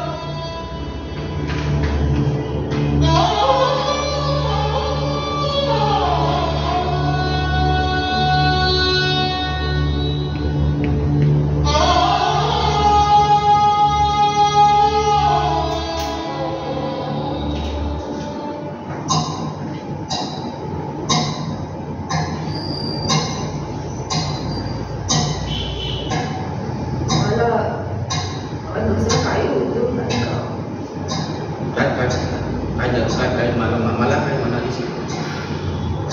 आता आणखी कोणाला काय म्हणणार? आले का दुसरं कोणी इथे? काय म्हणाले? आता बोलणार आहेस का? एक सारखा तो पेपर कशाला वाचताय तुम्ही पुन्हा? रात्री ज्ञानेश्वरी वाचून दाखवा म्हटलं तर डोळे सुटतात तुमचे. आणि आता तो पेपर वाचताना बरे डोळे सुटत नाही. वाचतात कोण तर पुस्तक पडलेला होता म्हणून नुसतं बसून बसून तरी काय करायचं? बोलावं माणसाने काहीतरी. घर खायला येतं तुम्हाला. बघ नानी घर खायला म्हणशील तर ते मलाही येतं. आणि खरं तर आता मला बोलायचा सुद्धा कंटाळा आला. मी बोलायचं तू ऐकायचं, तू बोलायचं मी ऐकायचं. दिवसेंदिवस पहिलं नाही बोलायला किंवा ऐकायला दुसरा माणूस. तुम्ही तो पेपर ठेवा बघू. अगं पण का? मी सांगते म्हणून ठेवा ठेवा ठेवा. आणि तो पेपर खाली ठेवा. ठेवला. आणि आज आहे ना पोटात बिघडलंय. पोट बिघडलाय काय खाल्लं तुम्हाला? एवढा मोठा थालीपीठ टाकतच माझ्या पोटामध्ये. आणि आता विचार केला काय खाल्लं? अहो बऱ्याच थालीपीठ होतं ते काही बाधा निघत नाही.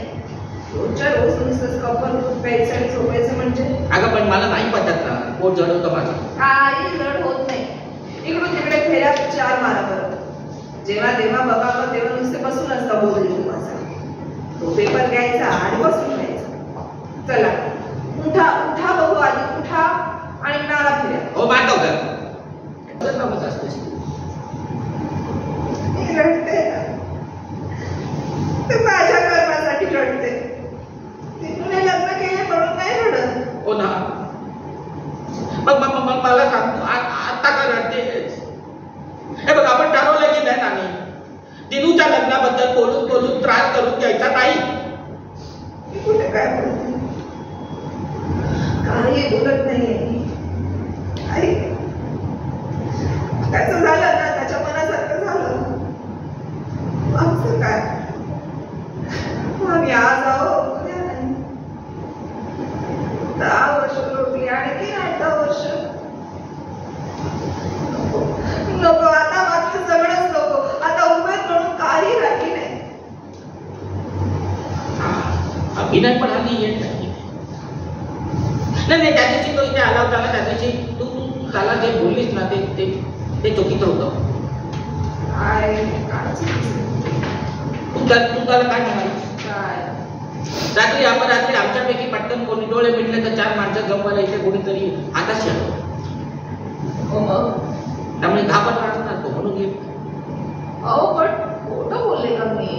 समजा आज मध्यरात्री मी डोळे मिटले तर कुठे जाणार आहोत तुम्ही हात मारत. आणि जसं तुम्हीच गेलात तर मी तरी कुठे जाऊ? थांबा तुम्ही नका बघतो थांबा जरा. हॅलो अरे हा तुझ्याच बद्दल बोलत होतो रे. अगं नाही विनयचा फोन आहे. हा विनय बोल रे. काय म्हणतोय? थोरल्याचं ठरलं नाही झालं हो. अरे ती मुलगी जाऊ दे. अरे सांगा सगळं खरं सांगा. आपल्याला कसली आली सोयी? आपण सगळं खरं सांगायचं, कशाला उगाच लपवायचं? खरं सांगून टाका काय. बरं. हा विनू, अरे तू मी काय म्हणतो ते आधी आहे. हा माझ्या मोठ्या मुलाचं म्हणजे दिनूचं लग्न झालं हो तिकडे अमेरिकेत. अरे हो रे तितकीच आहे मुलगी. आता नको त्या विषयावर मला बोलायला लावू. काय म्हणतो नंदू? हो 28 वर्षाचा. काय म्हणतोय? हो का? हो चालेल की चालेल. हो अरे बघू की. म्हणजे अरे हो रे बाबा, योग असा ते लागतात हे अगदी खरं हो. बाबा मी तुम्हाला एक सांग, तुला पत्रिका वगैरे काही लागणार आहे का? नाही. अरे बाबा हे बघ, आपण नंदू आला की मुलगी बघण्याचा कार्यक्रम करू. अरे हा पण विनय, मला एक सांग फक्त, तुझी बहीण इथे येऊ शकते का रे? नाही कसं आहे ना, आता वय झालं रे आमचं, प्रवास झेपत नाही आताच्या आम्हाला. हो का? वा वा वा वा, हे उत्तम आहे बाबा. वा वा काय म्हणतात? नाही विनय, हे बघ तुझ्या नानीला मी तुझा नमस्कार हा असा सांगणार नाही. हा म्हणजे तू स्वतः इथे ये आणि कर नमस्कार तिला, तर ती आशीर्वाद देईल. काय नाही? हा ठीक आहे. हो ठेवतो. हो अच्छा. नानी ऐकलं का? अगं नानी हा काय तुला समोरच आहे देवाला, काय असं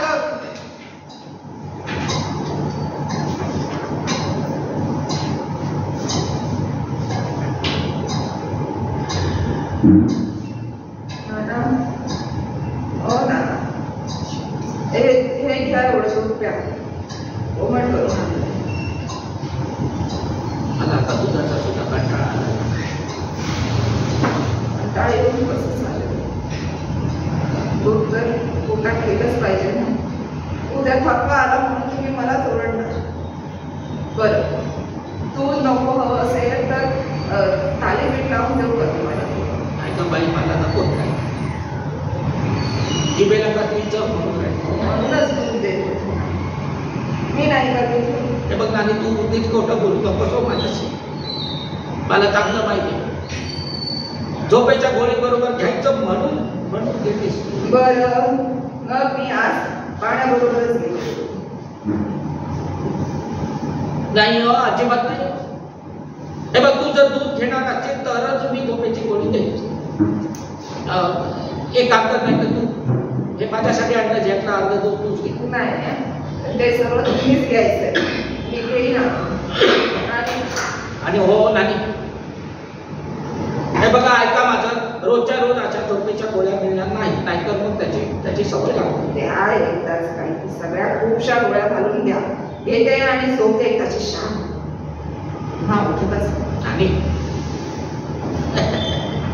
अगं तू बोलतोय म्हणे सगळ्या गोळ्या एकत्र ठिकाणी उठत नाही. तू झोपते आणि उद्या नंद्या येईल त्या हाका मारत नानी करत.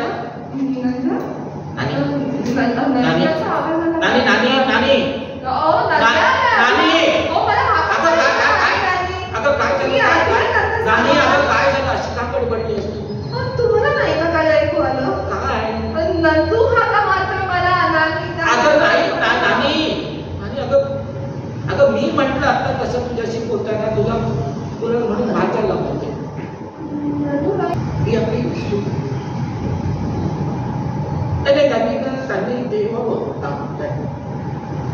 त्यांनी ठेवावं त्याचं नाव जॉन्सन थॉमस वगैरे.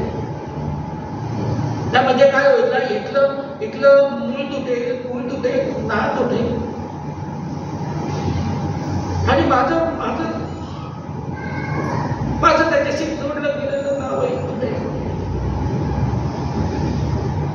आणि मला असं आतून काहीतरी वीट बिघल्यासारखं होत.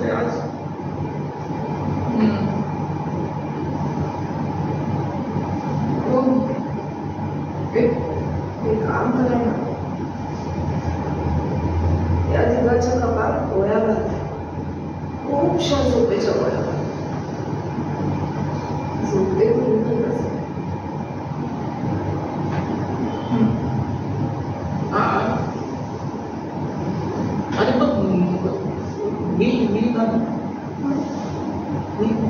तुम्ही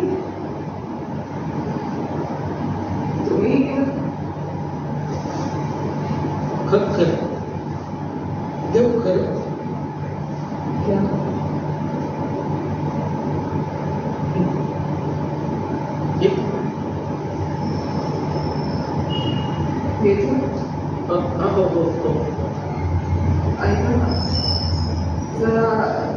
जरा ज्ञानेश्वरी वाचता का? आणि इथेच पडावं झोक्याला लागली की इथे माझ्याजवळ वाचतो आत्मा देहाशी आला आणि विषय येण्याची अथवा वेळा